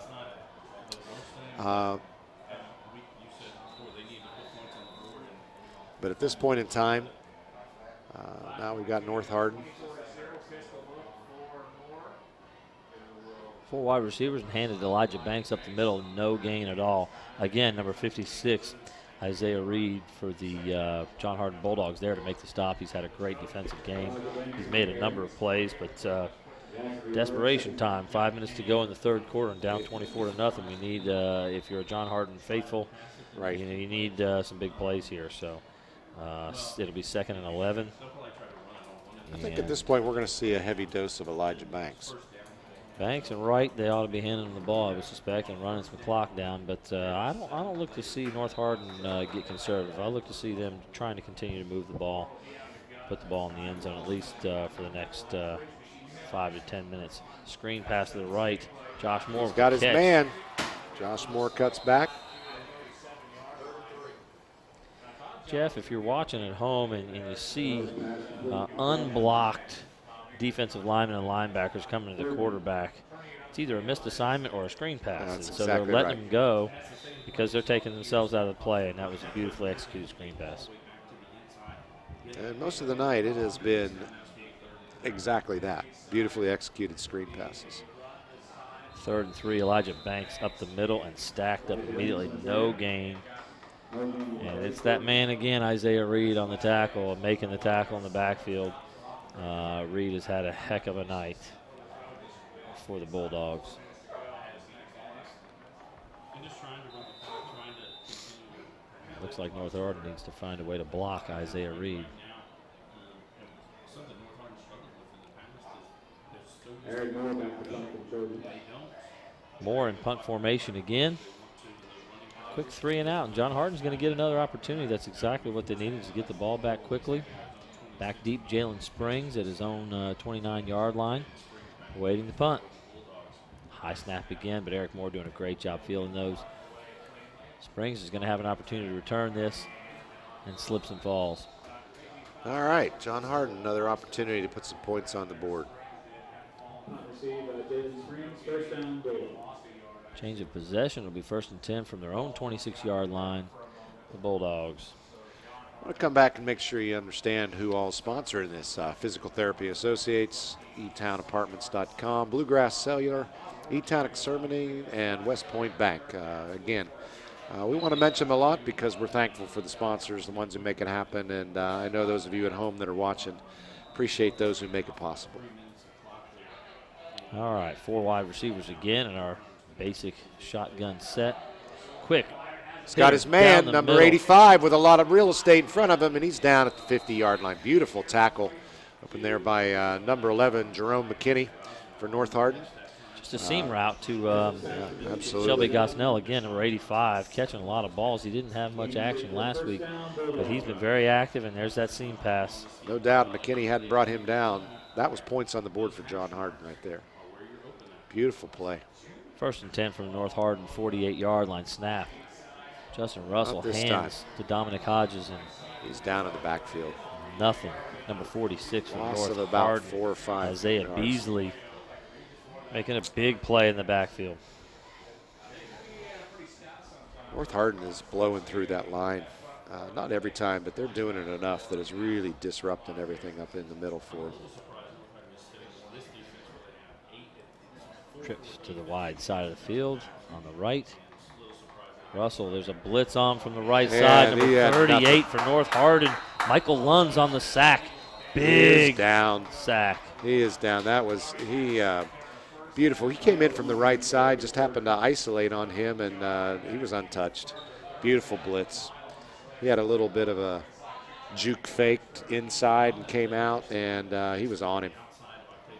Michael Lund's a big sack there. Absolutely. Justin Russell had no way to stop that. Right, Michael Lund's had 1 sack last week, so another big sack here for him, and 2 sacks early in the season on the blitz. Trips to the left, another blitz off the edge Blitz from on the the other weak side. He side. gets the pass off, unbelievably. Jalen Springs with the ball. He's going to get about 7 yards, but he needed 24. So far short. Yeah, another disappointing. We do have a flag down on the play. It's in the defensive back this time. Jeff, it's getting a little chippy here, and I think you're seeing maybe frustration from the Bulldogs, but you're seeing maybe a little extracurricular activity on the tackles. And not sure who that one was on. There's definitely some yellow on the field, though. And that's against John Hardin. And it's a big one. 15-yard personal foul. A little pushing and shoving, and the second guy that does it usually is one that gets caught, and I think John Hardin is going to be in deeper trouble than they were before. 4th and 31. 4th and a whole lot. And they have the offense on the field. I guess with 1:38 to go in the third quarter, you're going to go ahead and take a crack. I'm going to guess it's a pass play. And there's nobody out there but North Hardin. It ends up being a punt with a great opportunity. Nice tackle. Beautiful, beautiful open field tackle by John Hardin at that point in time. Other than that, he was gone. Well, number 11, Jerome McKinney, the free safety back there, makes a good interception, but honestly, I think that's what John Hardin wanted. They, if he had batted that down, possession's going to be back on the John Hardin 31-yard line. Now North Hardin's going to start on their own 35. So John Hardin kind of got what they wanted there. Another form of a punt.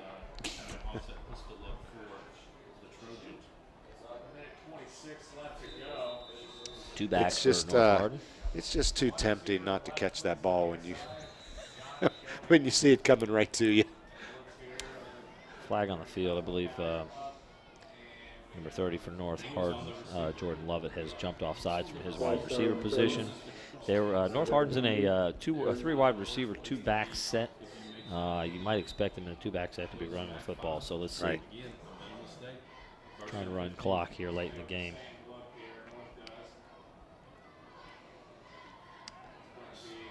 Big hit. Quick swing pass to Elijah Banks, and they'll pick up about a yard. That's going to bring that to second and about 13. We haven't seen a whole lot of sacks, but that doesn't mean Eric Moore's been untouched. He's taken some hits after the passes on a lot of these plays. Got to be careful, North Hardin. They're making that kind of pass. It was a backwards pass. If that's a drop, that's a fumble. Got to be careful on those kinds of throws there in your own end of the field. Moore's going to take the snap, a little option play, fake to right, pitch to Elijah Banks. He's got room. Big pickup. He's breaking tackles. And he's got a first down. Well, he's got a first down, and there's a yellow flag on the field. You know, that pitch was a beautiful pitch. He played that really well. Just it was a good catch by Elijah Banks. It was a little bit high on that pitch. It could have gone south for him pretty quickly. But a little dangerous. You've got a holding call out on the edge there. Anytime you run edge run plays, there's an opportunity for somebody to be holding out on the contain area of the field. As a former offensive lineman, I'm fairly certain there's holding on every single play that ever happens. But yeah, if you look it's hard not enough, always you can called. find something going on, can't you? We got 4 wide receivers, second and about 10, 23. 20. Oh, 20. They haven't added back up yet. 23 Clock's yards. counting down. We're going to see the end of this Blitz quarter. coming from John Hardin. Plenty Lot of of time, time. though. All Picked kinds up. of time. Eric Moore looking deep, and there's nobody There's there. no one there except the referee. Moore's pass incomplete. 3rd down. Stops the clock at 22 seconds. We have an injury or was taking Eric his Moore time. was down for a moment, and he's back on his feet.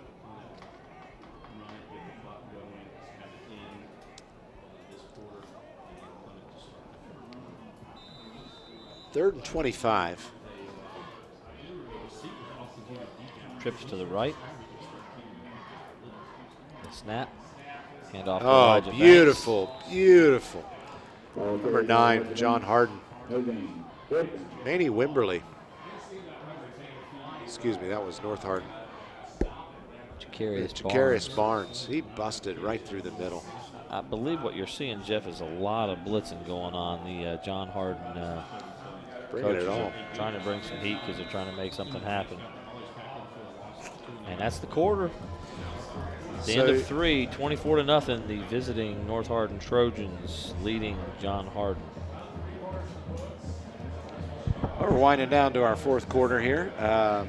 We definitely saw a little bit more fireworks, something we were looking for, but only on one side of the field. John Hardin's not able to make it happen yet. What has looked like during the course of the evening, at times, a very even matchup. But North Hardin's made all of the plays, and John Hardin has 3 turnovers, a number of big penalties, both sides, a lot of big penalties. But Right. John Hardin really has had some drive stoppers.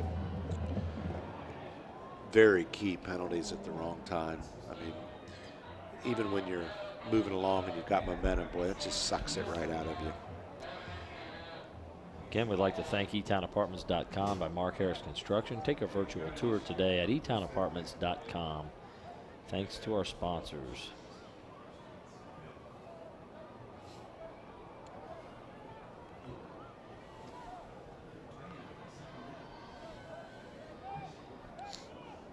All right, as the 4th quarter begins, we'll have the North Hardin Trojans in punt formation. Eric Moore back deep.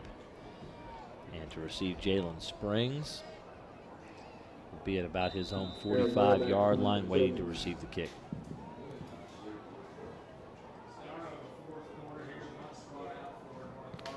Oh, nearly blocked. He's just going to let it roll out here. It's actually number 4 that was back deep, Joshua Garrett. He decided not to field the punt. And North Hardin gets a great roll, great bounce for about 15 more yards. And they'll the John Hardin Bulldogs will start 1st and 10 at their own 36-yard line here to begin the 4th quarter. Decent punt. Good punt, big roll. High enough for his coverage to get down there and scare off any kind of a run back. Justin Russell at quarterback in the shotgun. 4 wide receivers. Hand off. Looks like Jalen Springs for about 2 yards around the right side. Jalen Springs on the carry. Jalen's going to have some good stats tonight. He, outside of any scores, he certainly has put some yardage on his docket tonight. Dominic Hodges checking in for Jalen Springs. Again, 4 wide receivers, 2 to each side. Justin Russell ready to receive the snap on 2nd and 8. Back to pass, screen to the left. It's Aaron Scott catching and making a big gain, about 10-yard gain. First down, almost out to the 50. Russell's pass complete. I think it's time for your hookup to happen here. Deshaun Johnson needs to get active at this point, not only to get back in the game if there's any shot of that at all, but at least to just put some points on the board here. North Hardin in a cover 3 deep look. And Deshaun Johnson would have kind of a one-on-one look, and that's where they're going. Seam. Right up the Deshaun middle. Johnson. Wow. Man. It's a big collision out there Big in the middle hit of the field. on Deshaun Johnson Trying by to the steal that cornerback, ball. number Absolutely. 23, Ian Patry. And Ian Patry has had a heck of a game with a good interception early in the game. Big hit there. He's really flying around and making plays, but that's what we were looking for, that seam pass Absolutely. to Deshaun Johnson there. He's got a lot of space between the corner and safety, and it's there. So now we've got trips to the short side of the field and 1 wide receiver left. They've got kind of a one-on-one situation at the top. Give to Dominic Hodges. Nothing there. They opened up the middle and let the Dominic Hodges on the carry. defensive tackles come on in, but the defensive backs came up and sniffed that out and closed that off. Yeah, number 43, Vesey Lilo, as well as double O, Tavius Oxendine on the tackle. Double O's impressive. Big fella making a lot of plays. He's stuffing it right in the middle. I mean, he's got to be the reason. Pass. And he's got him open and dropped the ball. Oh, he took a heavy hit on that one. Number 2, Kelly Hill for John Hardin was down the seam again. And he took that ball hit. was thrown well, could not come up with the catch. He took a big hit from the free safety coming over. It looked like he took a second hit right into his hand. He's holding his hand into his abdomen. Oh. May have had the wind knocked out of him. He could have They a really shoulder have. injury, chest, I don't know. But we've got everybody taking a knee on the field. I'll take this opportunity while they look at Kelly Hill, make sure he's okay. And again, just thank our sponsor, Bluegrass Cellular, offering the most affordable unlimited plan anywhere where wireless works. Visit us at bluegrasscellular.com. E-Town Exterminating, 737-6900. Online at mugabug.com. And finally, West Point Bank has 5 offices located in Elizabethtown, Radcliffe, Upton, Glendale, and West Point. Or find us online at westpointbank.com. Let us make life simpler. West Point Bank, hometown banking made simple. Well, good news. Number 2, Kelly Hill up, walking off the field, jogging off the field now, doing so a little gingerly. But I think he had the wind knocked out of him. He took a big hit, big shoulder to the chest and midsection area, and that was a big hit by the safety. Number 11, Jerome McKinney, one of the leading tacklers for the Trojans. And that'll leave us a big 3rd and 8 play here. Trips to the left. Justin Russell looking right for number 3, Darian Davis, and that's well overthrown. Overthrown. You know, you get any of those crossing patterns coming across the middle like that, just always kind of hold your breath and hope everybody comes up all right on that. It's scary times. Well, Justin Russell has not really been able to hook up with Darian Davis very well this evening. They've had several attempts. They're trying to go trips to one side and leave him one-on-one on the corner to the opposite side. This time, however, they're going to, on 4th and 8, go 4 wide with 2 receivers to each side. Dominic Hodges in the backfield. Russell back. He's going to throw short Flag on the play. to Hodges, and it's only a 5-yard pickup. We have something's coming back or going forward. We had a flag on the play come in from the far side referee. Flag on the play. Looks like we've got offsides. Well, if it's a in-play penalty, North Hardin's going to decline that and get the football. If it's a dead ball, then they may replay 4th down, but we'll see.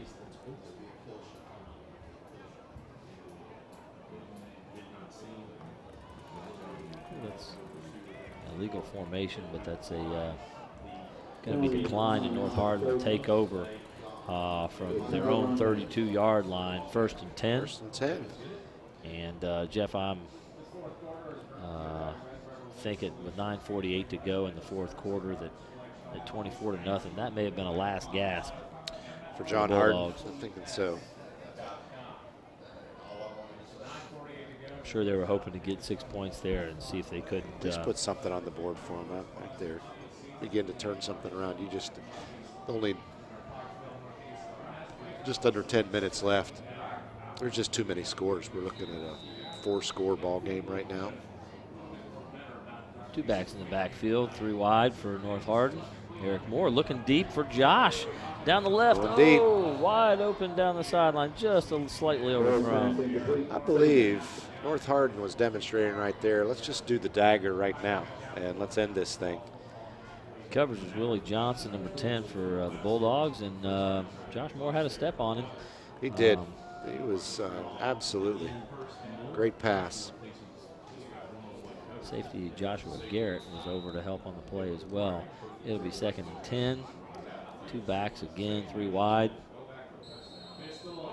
Penalty. And that's going to be movement on the Trojans. The receivers trying to get set out there. They're moving, and they're going to call illegal procedure on that. You know, you get so focused on that interior line that you don't always see those wide split outs. It doesn't take much motion, but at this point it's defensive.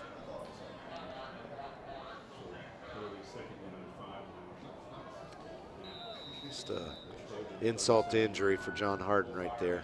2nd and 5. 2 backs in the backfield. Big blitz coming.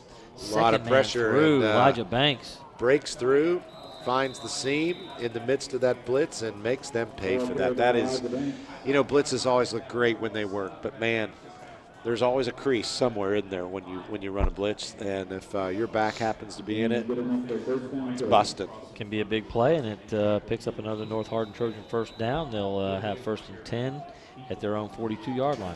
I got to say, I'm impressed with the play calling. Seeing on North Hardin tonight, they've called the right plays at the right time, and then it's always about execution, and we've seen a lot of that happen, especially in the second half. They made some great adjustments that overcame anything that was hindering them in the first half. Elijah Banks up the middle again. I have to agree with you, Jeff. I really feel like Brent Thompson's done a great job over there on the North Hardin sideline, calling a really good game, mixing the run and pass. I feel like the Bulldogs, whether necessity or because they've been behind, they've become very predictable. They've become all pass, and it's both teams said at the beginning they wanted to establish a run, and it's happened on one side and not on the other. It took them about a quarter to get it rolling, but then Elijah Banks started rolling those up the middle, and we've seen once you get that rolling, man, your options are all over the place. All right, sweep to the right. And that includes the option. Lavelle Wright driving his legs, and it'll be another North Hardin 1st down after about a 9-yard carry from Lavelle Wright on just an outside zone play. It's absolutely time to kill the clock. You know, that's a really good observation that how the running game of North Hardin has just really taken hold. And one of the things you like to see late in the game is when the other team knows you're going to be running the football and running the clock down, you're still running it and you're gaining yards and making 1st downs and burning clock. And I'm telling you, boy, there's nothing more demoralizing than that when you're just out there getting run on. You can't stop it. You know that's what they're doing. And it's fatigue. It's emotional down. Hard time. Oh, looking John deep Hardin. again. Now we're going for the dagger, more to more, and just a little bit short. He dove for it. First pass incomplete. Well, that's the same play. That was Jordan Lovett, actually. Actually, it the was. receiver on the left side as opposed to the right side where Josh Moore is. But that's the same play they scored on with the little hitch and go. Right. To Moore in the first half. And they're taking a crack at it. I mistook the 3 for an 8. That's right. Got 2 backs in the backfield. Eric Moore, big blitz coming. Fumble. It's coming. Ball on the ground. John Hardin, I believe, has got that ball, and it looks like it's John Hardin ball. And that one looked like the ball was snapped to Moore. It absolutely is John Hardin ball Number 9, on the Jacarius Barnes. on the North Hardin 45-yard line. 1st and 10. John Hardin. Well, I think I've been seeing pretty consistently that North Hardin is struggling with some of their snaps. It's been a little high Right. on a lot of the snaps, and that time Eric Moore couldn't handle it. It got loose. He's trying to catch the ball and hand it off at the same time, just lost control. And they've John Hardin middle linebackers have been anticipating and running that blitz right up the middle each time. Timed it perfectly that time, and almost an interception. Number 32, Matt Cole for North Hardin was there to knock down the attempted screen pass to Darian Davis. Second down. That was a pick 6 if he got both hands on that, sir. He was right there, and again, they're really anticipating the screen pass. Even this late in the game, you've got a lot of side-to-side passing game by John Hardin. They're trying to get it down the field, but they're also sticking with that. But as you say, once again, when you're one-dimensional like this, makes it really tough to execute that. There's a penalty on the play, and it looks like one of the officials on the John Hardin sideline is maybe getting an earful from one of the John Hardin coaches, and they've got a flag down on the field. Let's see what the call is. It's just going to be a sideline warning for being out on the field. No issue with the coach except for being out too far. If there was some talking going on from the coaches to the refs, I'm not sure what it would be. It seems like a pretty well-called game this evening. Definitely a lot of penalties, but I don't, again, we always appreciate the referees. It's a hard job out there, especially at high school. When you're playing, when you're trying to call a game in front of parents, there's a lot of emotions going on out there. It's called human error. It happens a lot, but we don't give them much slack. 2nd and 15 from their own 46-yard line. Justin Russell, a lot of pressure. Escapes. More pressure coming. Finally brought down at the 43-yard line. 59, Chris Ashley, and 71, double O. Octavius Oxendine there to make the play. Again, Justin Russell scrambling and trying to find somebody down the field, but it closed up on him. 3rd and 16. Trying to put something on the board tonight. Definitely. Russell getting the call. Snap, screen to the right. Number 18, Andrew Davis with the catch. Not much there though, Jeff. Not at all. North Hardin has sniffed everything out. Personal foul, Jeff. Roughing the passer. I missed that. I was following the ball and didn't look at how he got hit. So that's well, when you got a screen pass, again, as we said, the offensive linemen are going to be letting the defensive linemen go. Right. And some of those defensive linemen, when they feel like they've got a free shot, they take it. And in this case, it was a little late. It was after the ball had been released, and big penalty. It'll keep the drive alive here. It's going to actually be 3rd and 1 now instead of or no, they're going to give them first down. Yes, they are. Automatic first down. It'll be 1st and 10 from the 41-yard line of the Trojans. Screen pass to the left. Aaron Scott catches. Good block on the outside. They're actually going to call a penalty. Looks like a hold on Shelby, number 85. Shelby Gosnell out there was trying to make a block for Aaron Scott. He had a 12-yard gain, but it's coming back. It's pretty much been the story of the game. Every time John Hardin's tried to get something happening, it's been snuffed. You kill yourself, you shoot yourself in the foot, you take yourself out. Nothing more frustrating to a coach when they're trying to get some things rolling and that discipline begins, just breaks down. And I would say begins. It's been a problem all game long. They get a good break there in that roughing the passer and get 15 yards, and now they're back 15 yards. It'll be 1st and 25. Yeah, they're just right back where they started with less time on the clock. Back to pass. Justin Russell looking deep. He's got a man deep down the field on the sideline. Aaron Scott out of bounds. It's a good effort. Incomplete. Never really had a chance of catching that. It was out of bounds before it got down. John Hardin Bulldog down on the field. I believe it's one of the offensive linemen. I can't get a number at this point.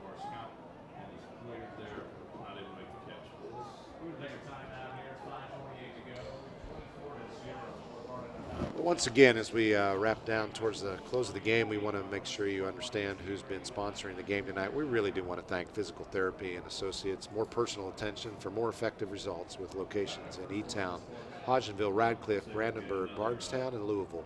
Online at Physical Therapy, physicaltherapykentucky.com, etownapartments.com by Mark Harris Construction. Take a virtual tour today at etownapartments.com.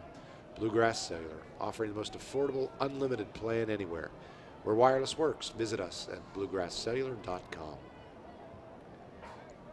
Well, those John Hardin offensive linemen were working hard down there, and I think that's number 53, Chance Hutchinson, coming off the field. Tough night for them, but working hard, trying to protect the quarterback and absolutely putting in the work that they do. He's got his man. Darian Defender Davis fell on the down, catch. but He he's is- going the wrong way.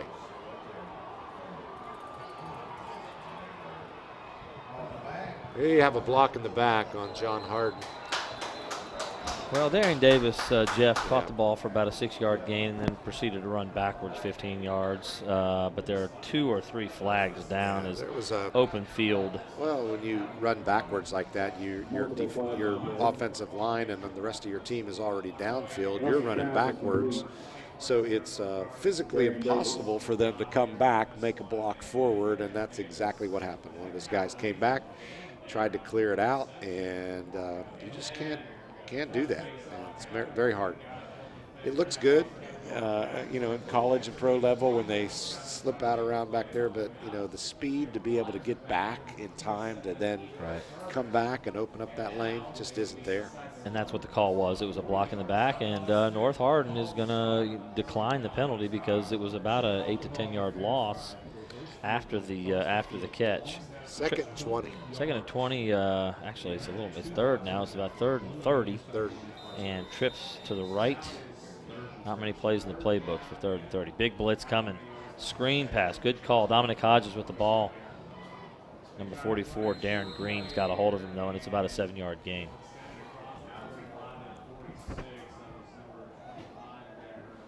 Well, Jeff, that's going to leave about a 4th and about 20 yards, or maybe 22 or 23 yards from their own 46-yard line. We kind of said last gasp about 5 minutes ago, but them putting points on the board's not looking real good right here. No, not at all. Trips to the left. Justin Russell awaiting the snap. 4th and 22. Another swing screen out to the left side. Gets a few, but not even close to being enough.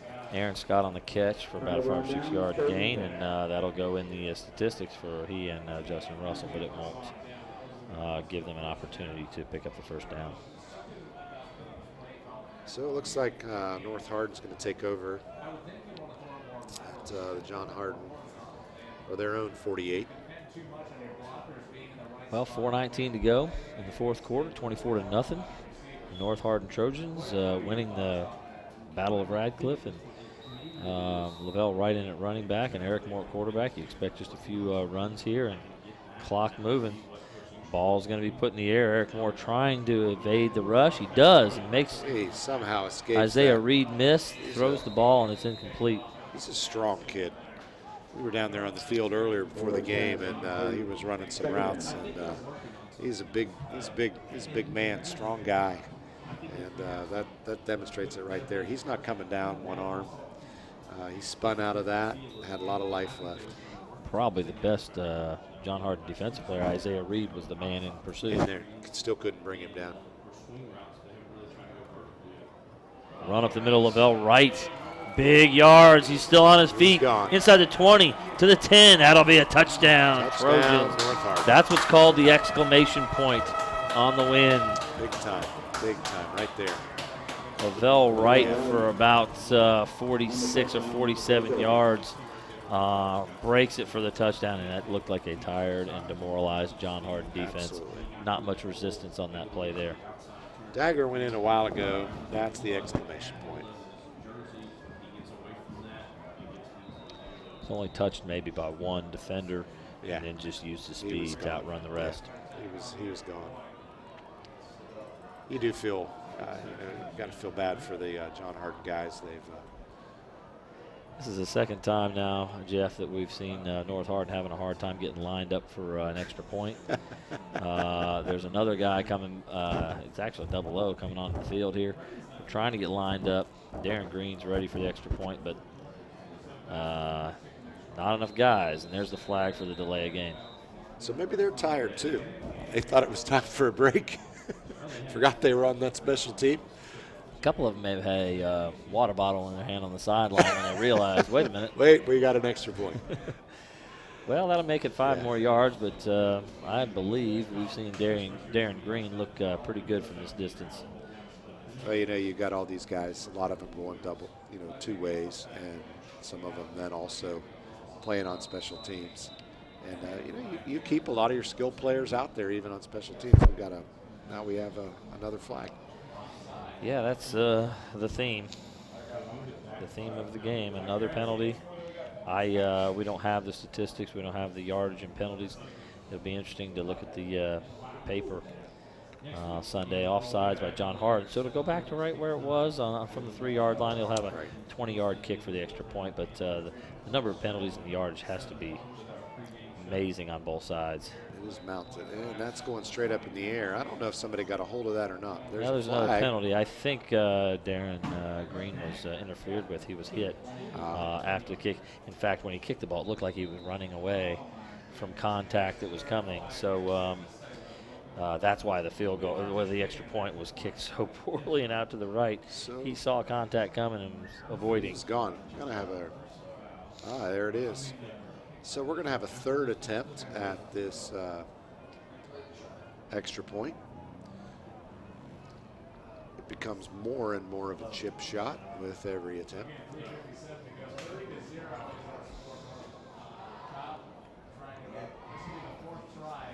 We're still trying to figure it all out here.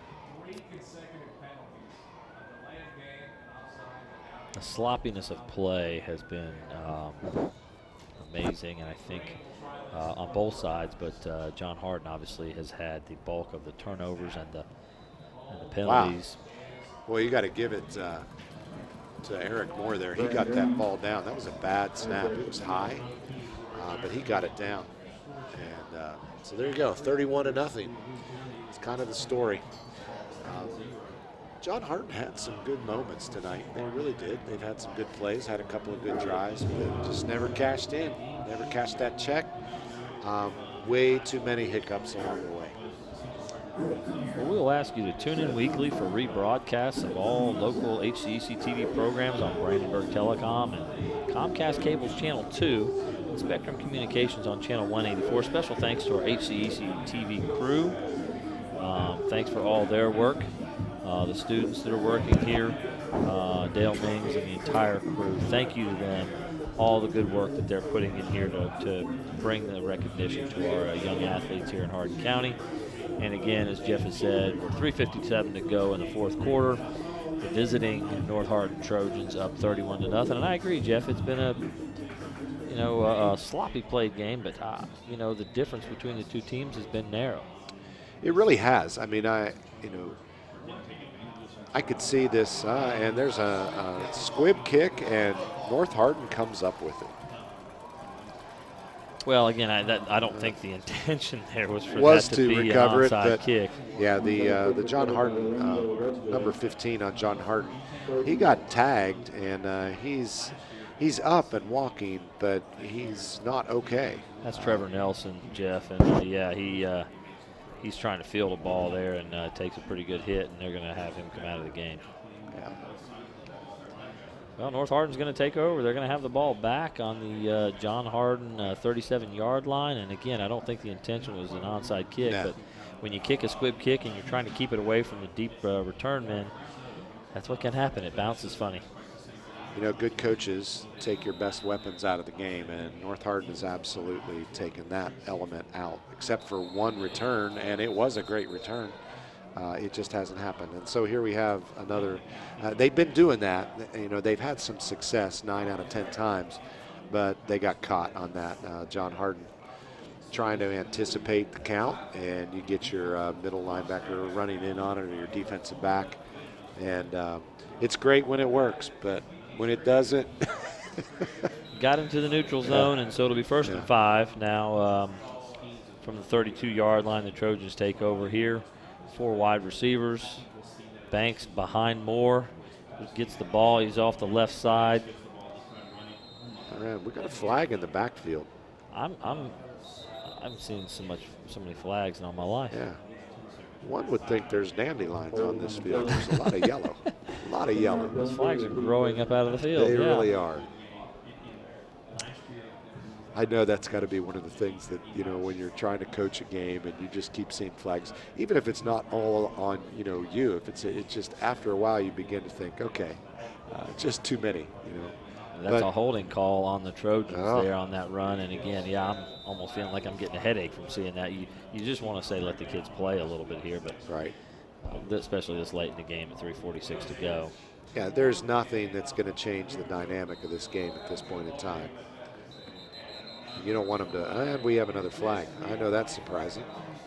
That was Banks up the middle and stuffed at the line of scrimmage by 3 John Hardin Bulldogs. Number 32, Navash Daly was there along with Isaiah Reed and several others. And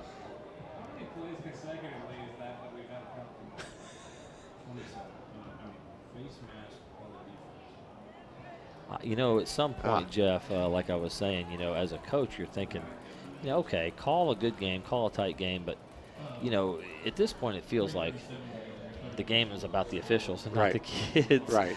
And, you know, you don't want a team gaining an unfair advantage or doing things that are dangerous, whether that's a face mask or a late hit on a quarterback. But come on, guys, leave them in the pocket. Let's wrap up this last 3:37 when the score is 31-0 here. Nothing's changing. And the winning team's got the ball heading towards another score. Trips to the right. 1st and 10 from the John Hardin 25-yard line. Moore making signals. Takes the snap. It's going to be Elijah Banks up the middle again. Breaking tackles. I believe he's got a first down. He definitely has a first down. So they're just pounding it. Yeah, you've got some tired, frustrated, ready to be done, go to the locker room, defensive lineman there. That's when it's hard. But, you know, you're playing for pride.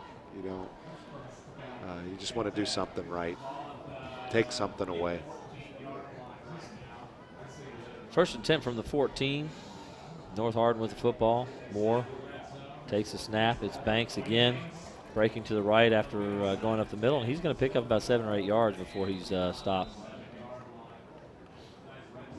I do have to say, I've been impressed with, you know, the attempt, the pressure. John Hardin, even when they've been down, they've still tried to come in and put some pressure on the quarterback. And he's a tremendous athlete, big kid, mobile, strong, impressive.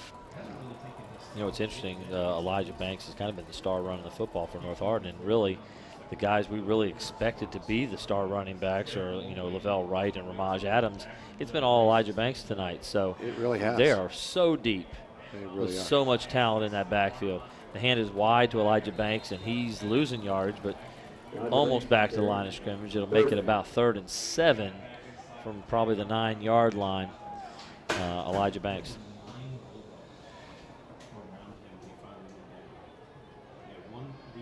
down under 2 minutes. And the clock continues to run. You can kind of see Eric Moore wandering around a little bit more. Jeff looking to run the clock. Yeah. Not being in any hurry. Yeah.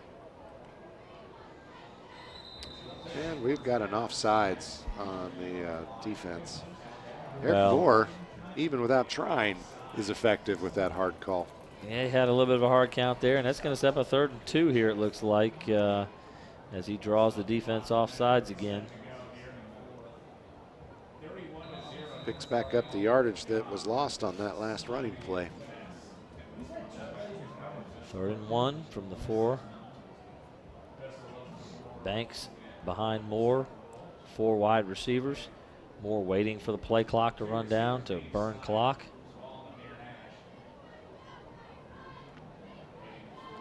Snap, Banks up the middle. Knocked back initially, but it looks like he may have picked up the 1st down. He bounced to his right. Elijah Banks on the carry. So now we're going to be ending up with a No gain. 4th down. 4th down. Looks like the offense on the field. I believe they're going to go ahead and try. Yeah, that is a 1st down, and they'll have 1st and goal from the 3-yard line. And Are it was they a going to clock stoppage, but the referees are conferring. They had not. They haven't changed. Yeah, there we go. They have changed the scoreboard, so it is 1st and 10. Looks like they're on about the 3-yard. They had dropped the sticks. Actually, going to say it's short, and the clock is still running. Right. 4th and inches, So maybe. it is 4th and inches. And they're going to go for it. I don't understand what happened there. I thought they might be running out to measure, but they did not do that. And the yardage sticks are laying on the ground other than the down marker. I don't know what's happening here. This is as confusing as it gets. sir. So a lot of room for Doesn't matter Banks. because he's up the middle. He is not going to score, but he did get a 1st down. Elijah Banks down to about the half-yard mark on that one. So he, with 15 seconds, I would expect Coach Thompson probably to just let it run out at this point. it's time for a knee. 1st and goal from the 1. Time for your favorite play if you're a coach. Okay, they said it's been a turnover on downs. It was never 1st and goal. It was at the 12-yard line, 13-yard line. They got the ball down inside. It's at the 2. That is They're confusing. giving the ball to John Hardin. It doesn't make any sense. See, the problem here now is you can't even just do a kneel down. 1st and goal from the 13. That was a sequence that just doesn't add up, sir. Confusing. It does The not add officials up. lost count of what was going on out there. No idea what happened. I think the down markers were dropped, or the yardage markers were dropped, and Let's set a record. what a mess that was. They had, Jeff, what they had was they had 1st and 10 from about the 13-yard line. They ran several plays. They had like a 3rd and 3. They get it down there, and after the 3rd and 3 play, it was either 4th and short or 1st and goal if they picked it up. And they called 4th For and some short. reason, they called 4th and goal from the 3. That is an impossibility. It could not Does happen. not make sense. There's no way that it could have been 4th and goal, It never was 1st 4th and goal, and goal. 4th and goal from the 3, because I think the guys on the side dropped the sticks and Which- confused the official. The official thought that it was 4th and goal, but it wasn't. In a close- It was either 1st and goal from the 3 or 4th and 1, and they picked up the 4th and 1. Yeah, he clearly picked that total. up. He did not go into the goal, but he absolutely would have picked up the 1st down. Total Well, botching this of is that when you know situation. that the game's already won, because no way Coach Thompson's going to make a big deal out of that. It doesn't matter, but in the end, total breakdown by the referees on that. The officials did not pull that together. I haven't seen that in a long time. He throws it out. Aaron Scott on the left. Screen pass. He's got yards. He's got room. About a 20-yard pickup. 1st and 10. It's one of the first times we've seen that screen pass being effective. And a It's actually number 18, Stop Andrew the Davis clock. on the catch, not Aaron Scott. And clock has stopped with 5 seconds, and they're going to run the clock. They're going to wind it, and that'll be the ball game, folks. There it is. Well, strange ending to a game right there, but really good win for North Hardin. Well, big celebration for the Trojans. Their guys are going to take the field and shake the hands of the crosstown rival, John Hardin Bulldogs, and North Hardin's got to be really excited about their performance tonight. Great job. John Hardin's going to look back and think that they don't know. They got to be 31-0, and they're going to think, is that really a better team than us, or do we just not play football the way we're supposed to play football? I would have to agree with that. I mean, my observations on the game are that I really don't see the separation on the scoreboard does not represent the separation in the talent of these two teams. North Hardin played an excellent game, especially once they got that run game established. You get Elijah Banks breaking some stuff up the middle, opens up the passing game. From that point on, they were controlling it. They had control of the line of scrimmage. They absolutely ran the game. But you just always felt like at some point John Hardin was going to get a hold of something, start their game rolling. So their takeaway is what it is. It's penalties. It absolutely destroyed any hope they had of ever getting anything done. So, going to be a short week, going to be a rough one, going to be a lot of discussions, a lot of discipline. As a coach, I'm sure that's one of those things. You teach technique, you teach plays, you teach all these other skills. But when it comes right down to it, those things really don't matter if you're not disciplined enough to hold the line and to keep from penalties. So feel bad for the Bulldogs tonight. That was a hard one to lose. But I hope they learned the right lesson. You just cannot let penalties take over. That controlled everything about them. But, hey, props to North Hardin. Played a great game, turned it on, and took control. Well, I'll go back to my pregame conversation with Coach Engstrand from John Hardin, and his comments were that they had to take care of the football. Didn't happen. No. Play smart, avoid penalties. Didn't happen. And his comment was he needed to stay patient in his play calling. And the fact that they got behind like they did, I think he lost that. He couldn't stay everything. patient and continue to run the football and continue to work the game plan. Just couldn't do that. So whatever offensive success they had, it just, they could not keep anything going because all of the drive-killing penalties, drive-killing turnovers. Right. Just a lot of mental errors. So this is the kind of thing that will drive Coach Engstrand nuts. Now, on the other side, Coach Thompson, again, they did everything they wanted. Called a great game. They ran the football. He called a great football game. He really did. Offensively, they continued to keep the ball, move the ball, running and passing. Everything he said he wanted to do. They controlled the line of scrimmage. This is an exciting night for the North Hardin football program. They have a lot of good takeaways. Exactly. They've been a good football team for the last several years. But the record has kind of been, even, about 500 for several years here.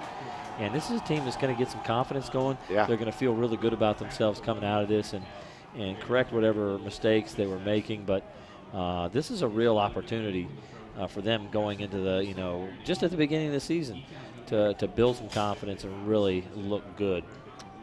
Definitely got to hand it to him. So, yeah, good game, well coached. Hope that John Hardin learns some good lessons, turns that around, and doesn't get down.